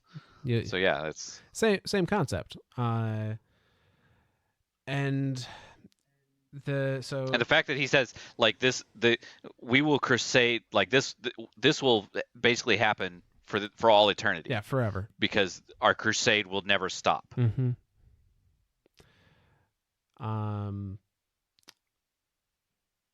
So there's a couple things I find interesting about this. The first being that won't this still eventually run out? Maybe not. You know, you gotta think of how many eventually, right? How many thrall are out there and whatnot, and like every little bit will feed everything up above them. But I would still think eventually, if the hunger is exponential, that it would hit the point where it doesn't matter how much tribute they're getting. But by very nature of it being exponential, it can still, I think anytime I think of exponential, I think of an exponential graph, right? Yeah. Like starts off small and curves, and soon that curve almost becomes a straight line up, but it never comes parallel, right? Like it's still at an angle, albeit a very, very minute angle. Yeah. And so thinking of that, like if we think of this as a graph, right? Like the hunger being the exponential growth, being that line that goes up, and then as it goes away from zero on the x-axis, that would be like the civilization of the universe. And by very nature of the universe, it is infinite. Therefore, that hunger should theoretically be infinite. Because they'll have infinite space to explore and conquer, and thus for infinite worlds to feed them. Now, it's not to say that they won't, at certain points in time, run out of resources to feed off of, and have to go, hibernation mode type thing. Yeah. But then they just retreat into their throne worlds. Yeah. That would be my thought of this. No, that does make sense. That would be my now. I don't think they're my logical breakdown of this. I don't think their throne worlds are like a protection, 100% protection. From No. But I think it's implied I don't think that so at either. least like slows it down. And maybe it's a. No, I like that idea. Yeah, no, I like the idea of it just being like slowed down. Because and so here's some logic to go along with that then. If that throne world is a little pocket dimension, right? Time can pass however they want to in there. Yeah. I mean, we saw with the distributary 12.1 billion years. Well, if they've gone 24,000 years and they're just now starting to hit the point of like, oh shit, we've hit exponential growth point, and then they war for another 140 years, then another 1,000 years. So now we're looking at 25,140 years old. Yeah. And now they're like, hey, we've come to a solution now. Well, 24,000 years is nowhere near 12 billion years. Right. Yeah. So that's like, that to me says that in their own little pocket world, their own little pocket dimension of the ascendant plane that is their throne world, time will pass however they want it to pass. And for them, they specifically want time to pass slower in there, because that's what helps delay the worm hunger, I would think, until they come upon the next bit of civilization, the next bit of life that they can consume and kill and feed that hunger all the way up the chain to the three of them. Yeah, there's definitely there's merit to that. Now this is where you come up with the cooler theory. Well, no, not a cooler theory. It's just it's never specifically implied that there's a different passage of time in the ascendant realm. Right. And the distributary, I don't think, is in the ascendant plane. I don't think so either. It's a pocket dimension. I think that in and of itself, inside of a black hole. Yep. Which I think is different. So okay. So is time a function of this existence? of Yes. our universe's existence. Because if it is, then that means that like wherever the nine exists and wherever the worm gods exist and where the deep exists, time may not be a concept there. Time may not be a Well, so yes and no. I'm gonna get in the weeds a little bit here. Oh, I like the weeds. So the only reason that I think the deep has a sense of time, maybe not in the way that we do as like a ticking clock kind of time, but time Sure. as a force, as a universal force. Okay. And I say that because I theorize that stasis is the manipulation and the stopping of the force of time. That being entropy. That being entropy. And they have to have some concept for that in order to be able to manipulate it. I like that theory. I like that idea. I so yes. So, but we Yes. don't know, time is relative. We don't know how they Right. perceive it or how they Well, interact and even with even it. the galactic empire, because I'm not going to remember the Decacao, whatever. Um, yeah, I'm not going to remember that. They even have some different expression of time as well.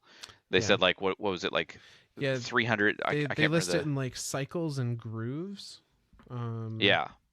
Or radials and grooves, which radial might be an orbit, but I'm not really sure what a groove would be. So Right. Like and how long is that orbit? Like right, for yeah, them, that's one orbit. Like that's one groove. But I mean, like a Martian orbit is way different than an Earth orbit. yeah, yeah, You know, every single one of our planets has a different time frame. Like so that's. But that's I mean that's all a function of this universe, right? Like because of the physics of this universe, that is why they have different orbits. yeah. Like if they're it's hard to I like both ideas here. I like the idea that by very nature of stasis being a function of the stoppage of time or the removal of entropy from an area or a being or something, thus making it look as if they are freezing or frozen. Uh, in order to have that concept, you have to have a concept of time to begin with. I think that's where we in this existence, in this universe, can use stasis in its form that we see it now. And that could so that this could lead to two different things, and I'll continue on with that here in a sec. Um, I also like the idea that time itself may not be any type of like there may be genuinely no concept of that in the deep or in the darkness. So the reason why we are able to use stasis specifically as a deep the tool is because we have a concept of time. And so we are able to use stasis like we are able to use stasis. Yeah. But like and the fallen are able to use stasis because they are of this universe. We have no there's no record. Now again, this is like well, this is like a known known, or this is like an unknown unknown. Like Right. shit, we didn't know, we didn't know, we didn't know. Uh, just because we've never been presented the evidence of it doesn't mean that it doesn't exist, right? The absence of evidence is not the evidence of absence. Sorry, I'm going off on Pulp Fiction ideas now, and this is fantastic because this is actually working in my favor for once. Yeah. We've never been shown the deep using stasis. So True. we have seen another form of the deep's power in the form of Taken.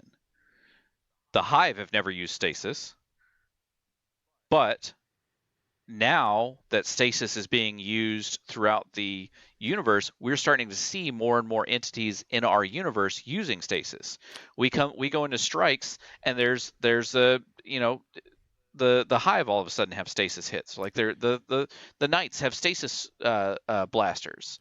You know, like this power that we were like, hey, the Fallen are trying to use this to conquer the universe, and we need to stop them and prevent that from happening. So then we start using it, and then we start seeing it all throughout the universe, or at least the known Destiny universe.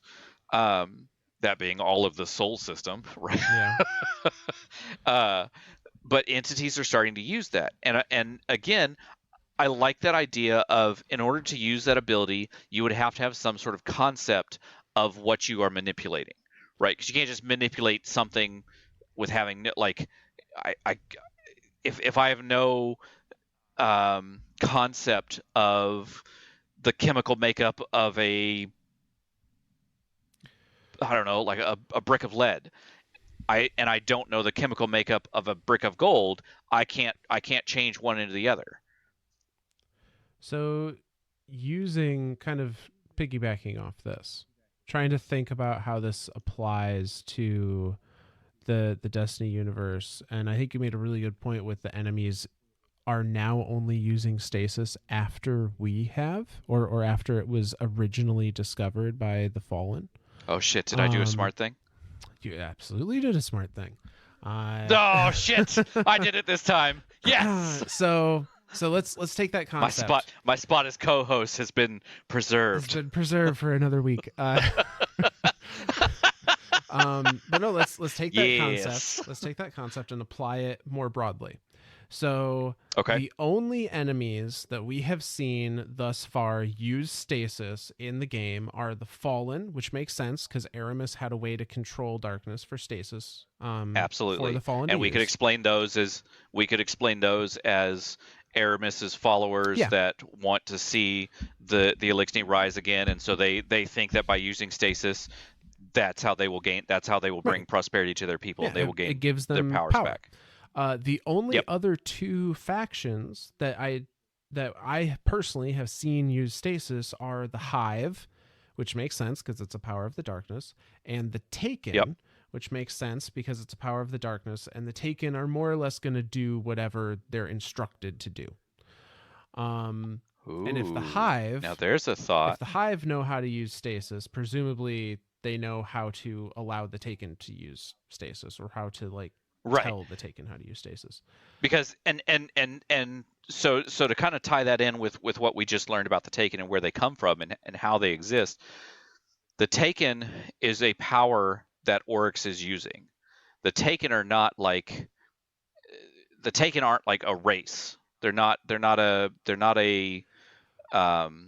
entity of their own. When Oryx uses his power to take, by nature of the terminology ontopathogenic being a manipulation of existence, I think he is literally turning them into something else. He is making them changing their core existence into something else that to exist as something else, to be subservient to him or whoever.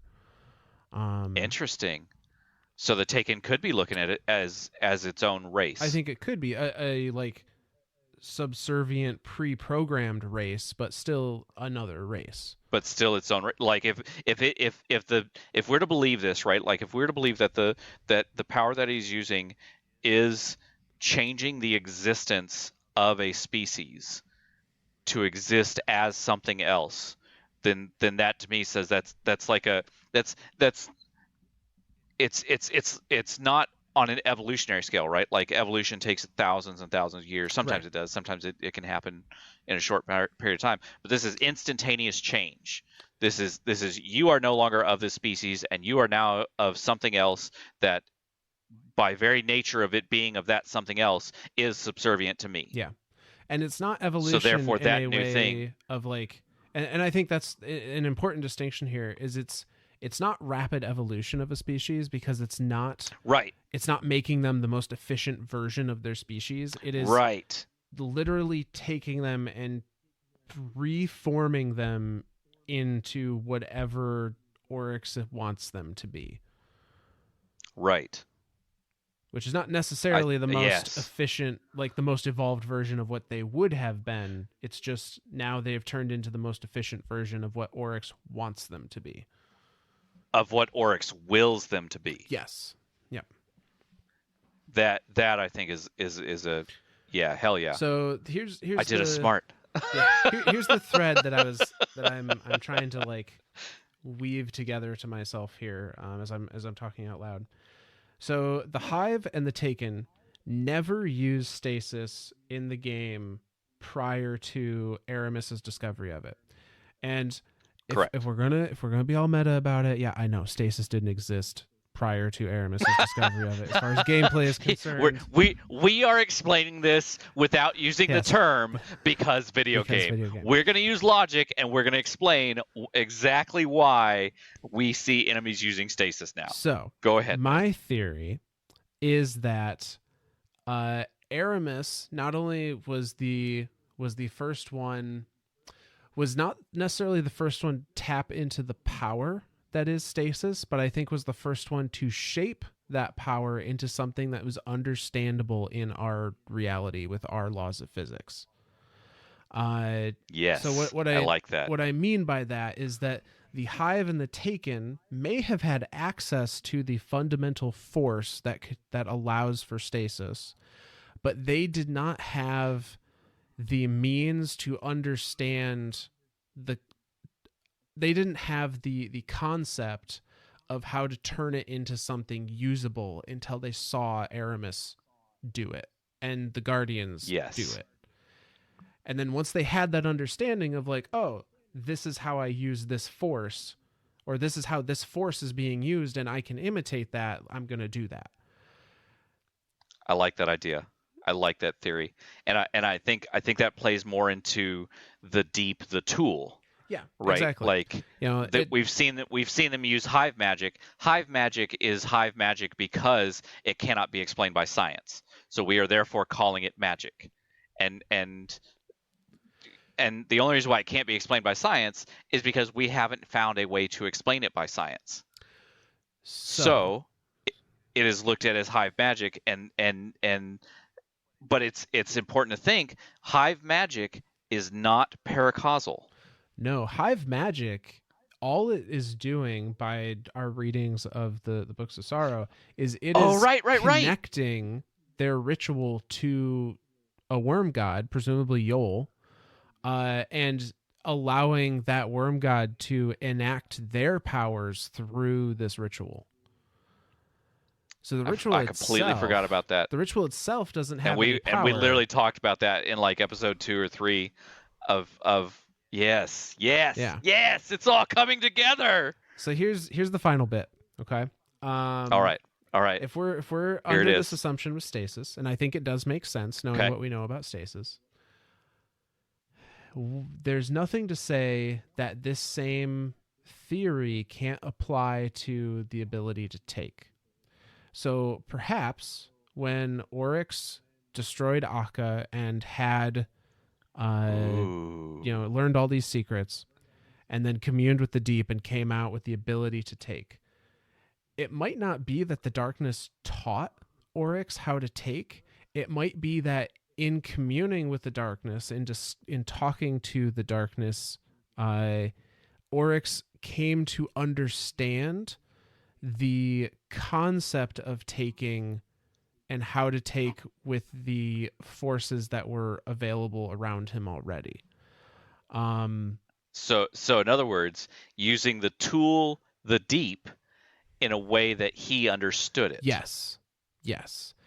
And the way he understood it was by taking. And because taking is has been ingrained in him for 24,000 years as the only way to exist, that's why he has the taken power, because that's the way he interprets how to use the tool, the deep, in a paracausal sense. And I think he may have taught the darkness, the entity, something in doing this, because there was despite this power being of the dark, despite this power existing as a piece of the darkness, the tool, the deep, the tool, the Taken have never shown up until Oryx figured it out. So I like where you're going with this. So I think Oryx figuring out, oh, I can take these things and use this power in this way and have it affect, this world, this reality. I think that actually taught the darkness, the entity, how a way that they could directly affect our reality by creating more Taken after Oryx was gone. Holy shit. And that's how there's more now. Holy shit. Dude, holy shit. There it is. There it is. Holy shit. He was Oryx, the first navigator, Oh my god. And that would, oh my god. Oh! That's fucking awesome. Dude, I'm smiling from ear to ear right now. Like I couldn't smile any bigger right now because these are all these little tiny threads that when looked at individually, you're just like, whatever. Like you can just write them off, right? Like, whatever, blah blah blah blah. But when you start weaving them together into this story, it's all these little threads that are like, well, that has some plausibility to it, and that has some logic to it. Okay, well, let's follow this thread through. And if we use, we deduce this and we theorize this, but even those deductions and theories are not completely just like out of thin air, right? Like we're using the logic that's being presented to us and trying to come up with a better understanding of what the hell is happening in our universe. Holy shit. I like this more and more. I think it holds water. What it implies as well is that these forces of darkness, these tools of darkness, are not set in stone. Like stasis is not a tool. Is not the only way to use the force that we use when we create stasis. It's just the way that we have understood how to use it. Okay, which then, now this leads back to because video games, which then allows Bungie to make it do whatever it wants it to do with the darkness. Mm-hmm. And they could come up with whatever the fuck power they wanted to.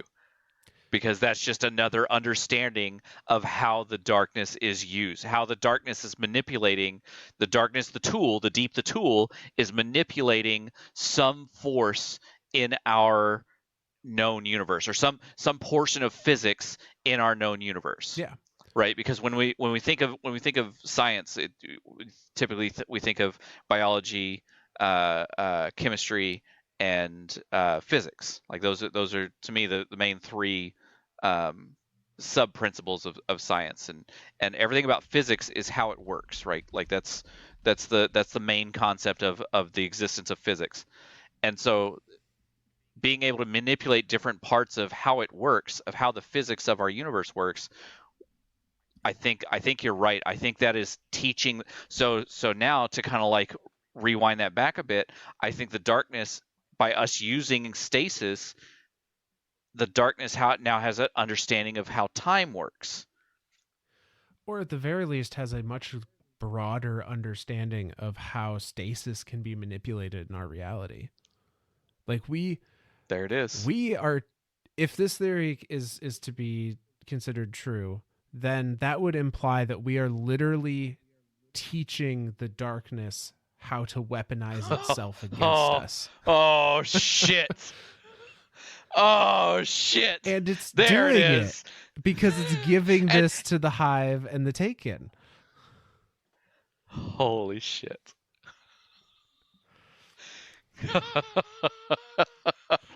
How better to beat the light than to have the light teach you how to beat it? I mean, we play an awful lot of Crucible, and Revenant Hunters fucking sucked for a while there, so all they need to do is figure out how to get knights to throw shurikens that freeze us immediately, and we're all just gonna rage quit. Holy shit. Dude, this is brilliant. This is it. I think that's a good note to end this thing on. Yeah.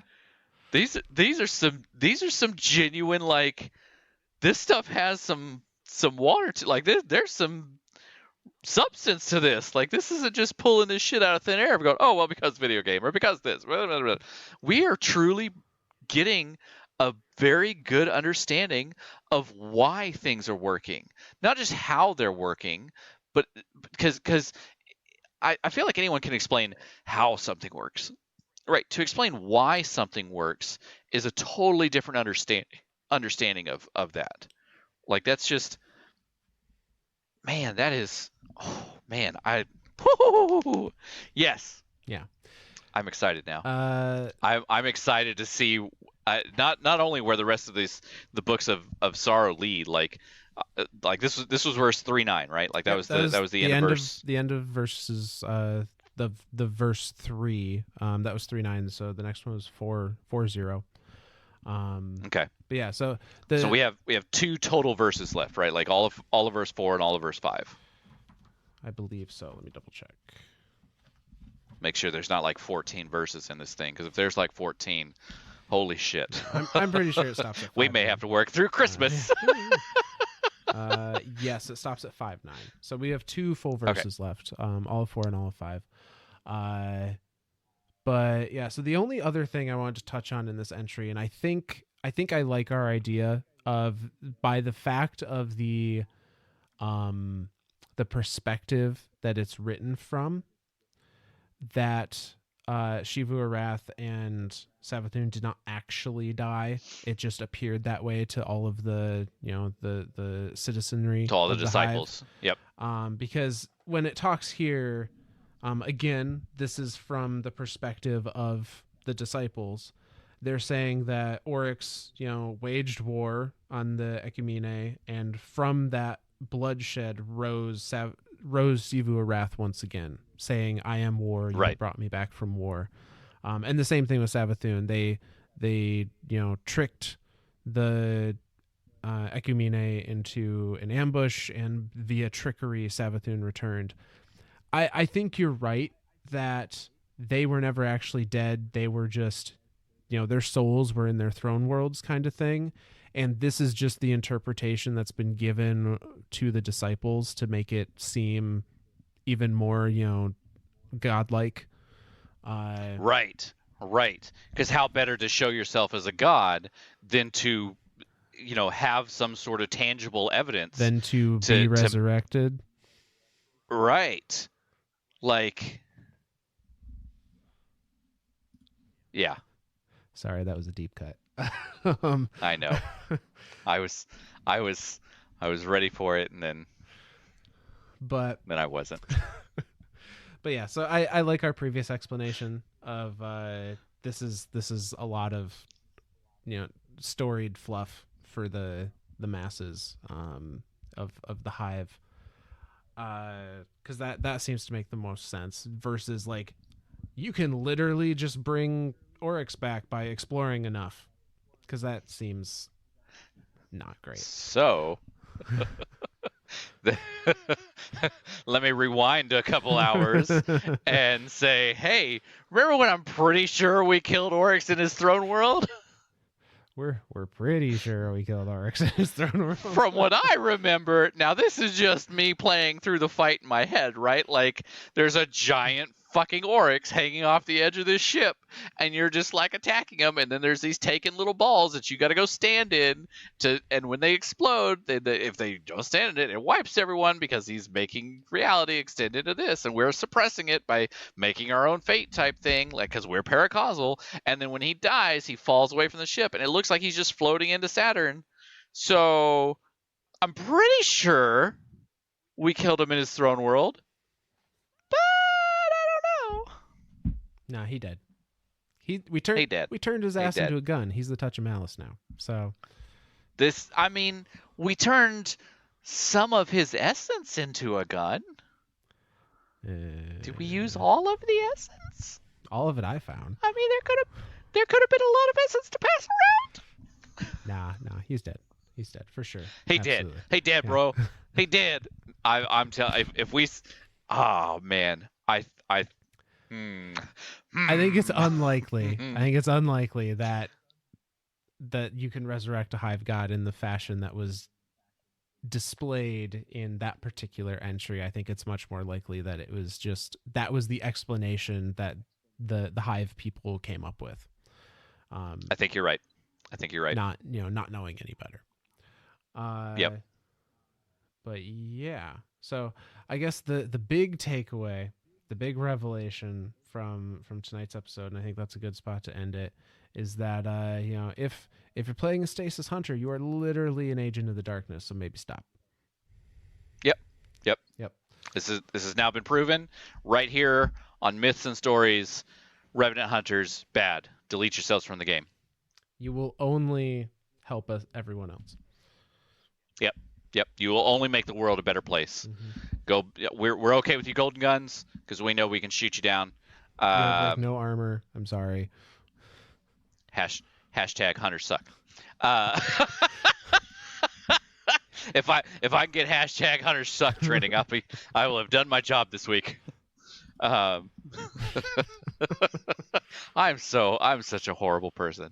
All right. Well, then with that, I'll start our thank yous.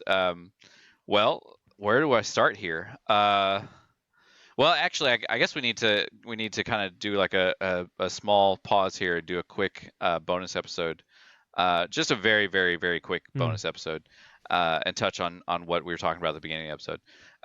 So obviously, throughout the entire gaming community, the gaming industry, like not just little communities of two dudes making a podcast, throughout the entire gaming industry, we are starting to see more and more and more signs of I don't know how to put it other than badness.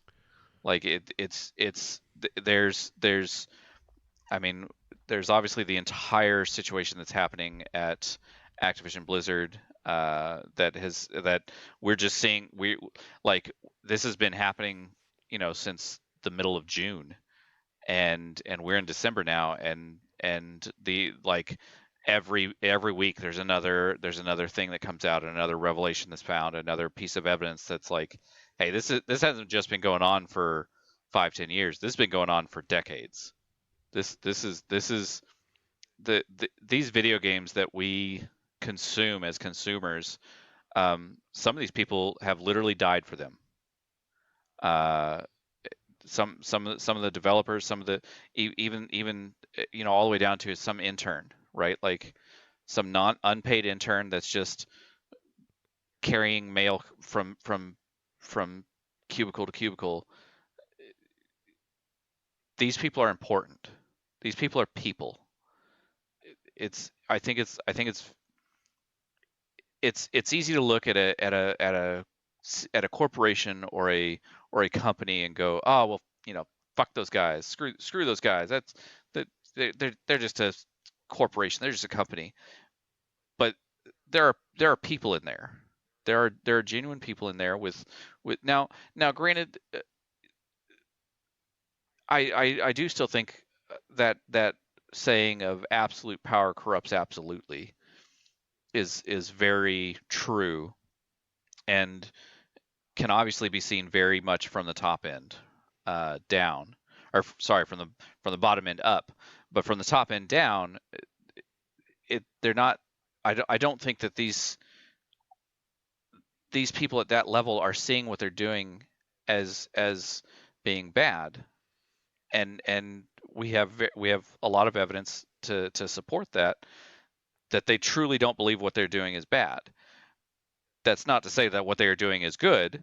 What they are doing is extremely bad. Like, I mean, obviously taking hundreds of millions of dollars in profits, and the still having to have unhired interns that are doing mail delivery around the office, like, or having developers having to work 80-hour, 100-hour, 200-hour work weeks just to meet deadlines, just to be able to say, hey, we're going to release XYZ on XYZ date, and we're going to make billions off of it, and then we're going to turn right around and have no break in between it, like literally no rest, and to turn around and go, let's go right back in and make the next billion-dollar thing that's going to make us even more money than the thing before us, and to push everything forward.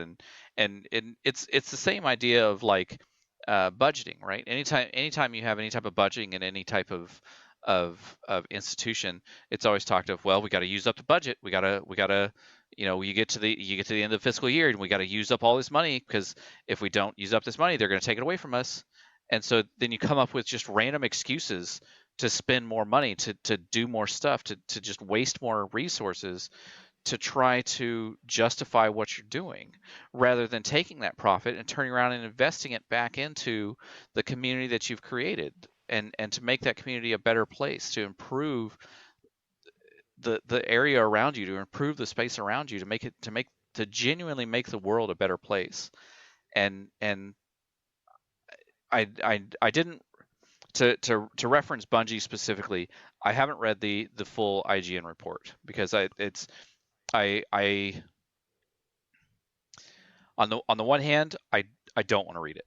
Like I was very heavily invested into Blizzard for a long time, because that's how I met my wife. We met through World of Warcraft, and I very much was a Blizzard fanboy for years and years and years and years. And to see everything that's happening at Activision Blizzard, and to now know that that has not been going on for just the past 4 or 5 years. That's been going on for, like I said, decades. That's heartbreaking. That's to know that I got joy out of somebody else's pain and sorrow. It's a very, very, very hard pill to swallow, and it's had me questioning all sorts of things the last 6 months. And then to see the same thing, to know that obviously Blizzard or Bungie was under Activision for over the last 10 years, and to know that some of that stuff has been happening at Bungie, and to even have, and I'm sorry, I've already forgotten his name, the writer of the grimoires. Yeah. His name is Matt, but his YouTube channel is Mylan, Mylan Games. Mylan. Yep. Mylan Games. I keep wanting to say Micah, because I have this weird word association thing in my brain. As soon as I hear something, it automatically associates it with something else. So when I hear an M word that sounds anything like Micah, and it has to do with Destiny, my brain instantly turns it into Micah. So now Mylan is Micah in my brain, and he's Micah 10, and the kid behind all the penguin things. And I mean, if he wrote lore, then he technically is the kid behind all the penguin things. But that's not the point. The fact that he had to experience some of this stuff, and I think after we're done recording here, I think I'm definitely going to go watch some of his stuff, because I know he's been doing a lot of stuff. I'm pretty sure he's been on Asdacross's channel a few times. Yeah, he's done a lot of collabs with other Destiny community members. He's a permanent host now on DCP, the Destiny Community Podcast. On DCP. Yep. That's cool. Yeah, no, he very, very knowledgeable about the Destiny universe. Seems like a really awesome guy. I only consume his content. I don't know him on a personal level, but from the impression I get, he seems like a very stand-up person. But yeah, I would highly recommend anyone that wants to get a little bit of an insider's perspective on some of the things that were going on during that, at least during that time period at Bungie. He, and he says himself, he did not experience things on the level or with he didn't have to put up with things for nearly as long as many of the others that came forward, just by nature of being a contractor there for a number of months versus building a years and years of a career. But it's hard. Like it's hard to listen to. It's hard to read through some of what those people were going through. I hope that the sentiment in the IGN article that came across to me was that all of these things happened, and none of these things are fixed per se, but there did seem to be a great deal of optimism around most of the employees, that both past and present, that they talked to, that Bungie as a company was truly making changes and making strides to address those issues. For some of the people they talked to, it was too little too late, and I think that's perfectly understandable. um, but I can only hope that that optimism and that feeling of progress remains true and keeps going to uh, you know try and make sure that this kind of thing doesn't happen to anyone else over there. It shouldn't have to happen to anyone in the first place, but it did. And I the only thing that I as the consumer can hope for is that things get better, or have gotten better. um and I guess the other thing that we have control over, something that really stood out to me in the IGN article, is they talked about the narrative team in particular. And they talked about the narrative team and their experience during the release of Curse of Osiris, which, for anyone that may not have been playing at the time, Curse of Osiris is widely considered the weakest Destiny expansion ever. Widely considered the lowest point in the Destiny franchise ever. And I mean, I'll even admit it myself. My wife and I took a break from Destiny around that time a lot of people just because did. Yeah. we didn't it didn't truly feel like they were pushing the boundaries of the story. But then we came back and played it after the fact, and I found it to be a genuinely enjoyable campaign. Like, it was a nice little story there with a good chunk of content in it. And I think we as consumers tend to look at that and go, oh, well, that's not worth my time, that's not worth my money.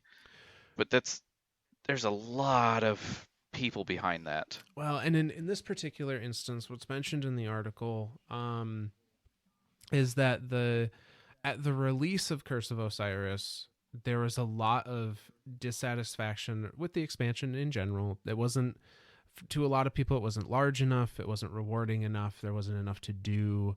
But there was a fairly vocal portion of the community, at least, that was also not very happy with the narrative of the expansion, of the story and the characters, and how some of the characters have been changed, such as Brother Vance, and just overall the direction that it went from a narrative perspective.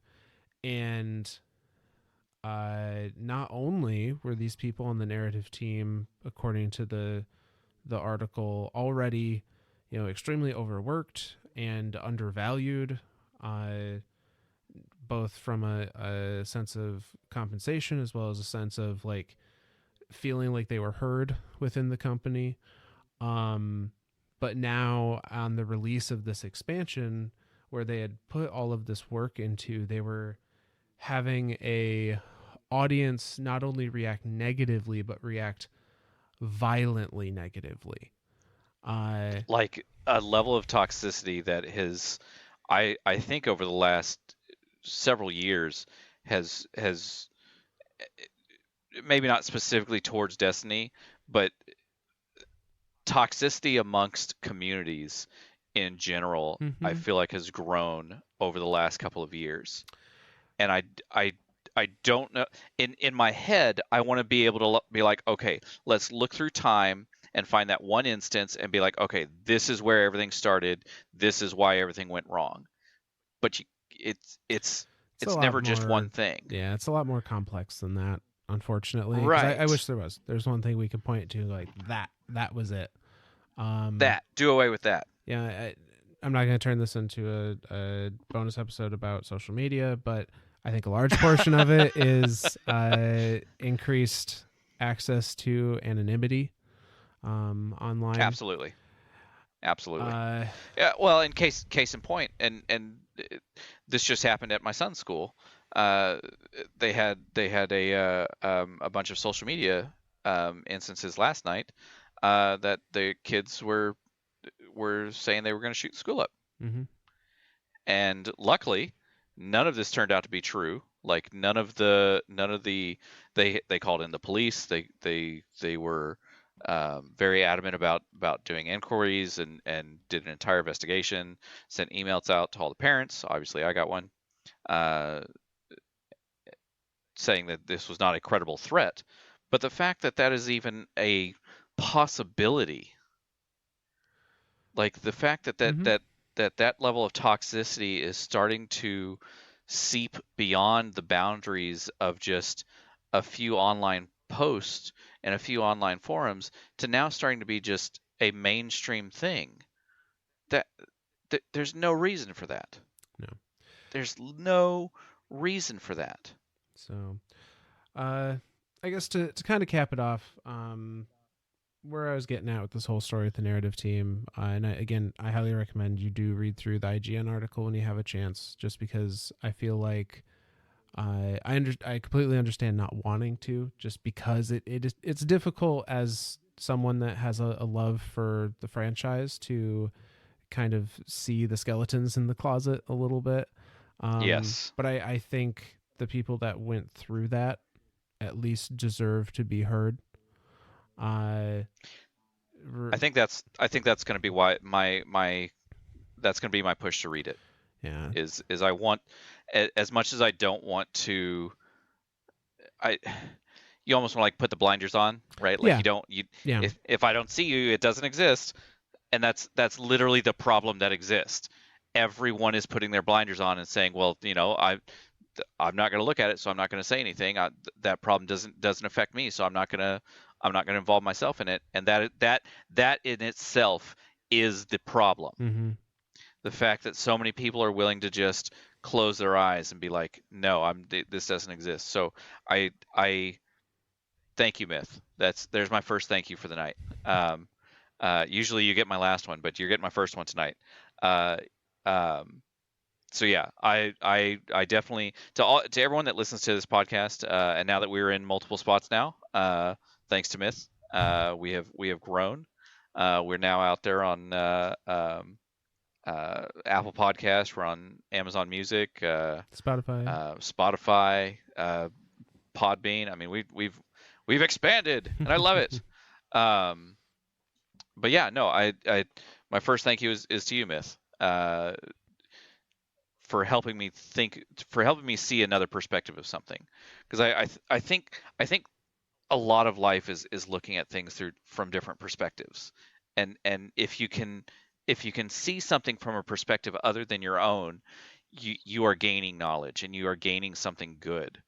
um and that's how, like, yeah, that's how that I know I've talked to Myth about this before, but I was in the army, and I went to I was deployed twice to Iraq, and that was a life-changing experience. Like, that was to be able to see something from a different perspective, and to be able to interact with the people of Iraq, and to have that way of thinking and way of life shown before me, just completely changes it changes your whole mindset about everything.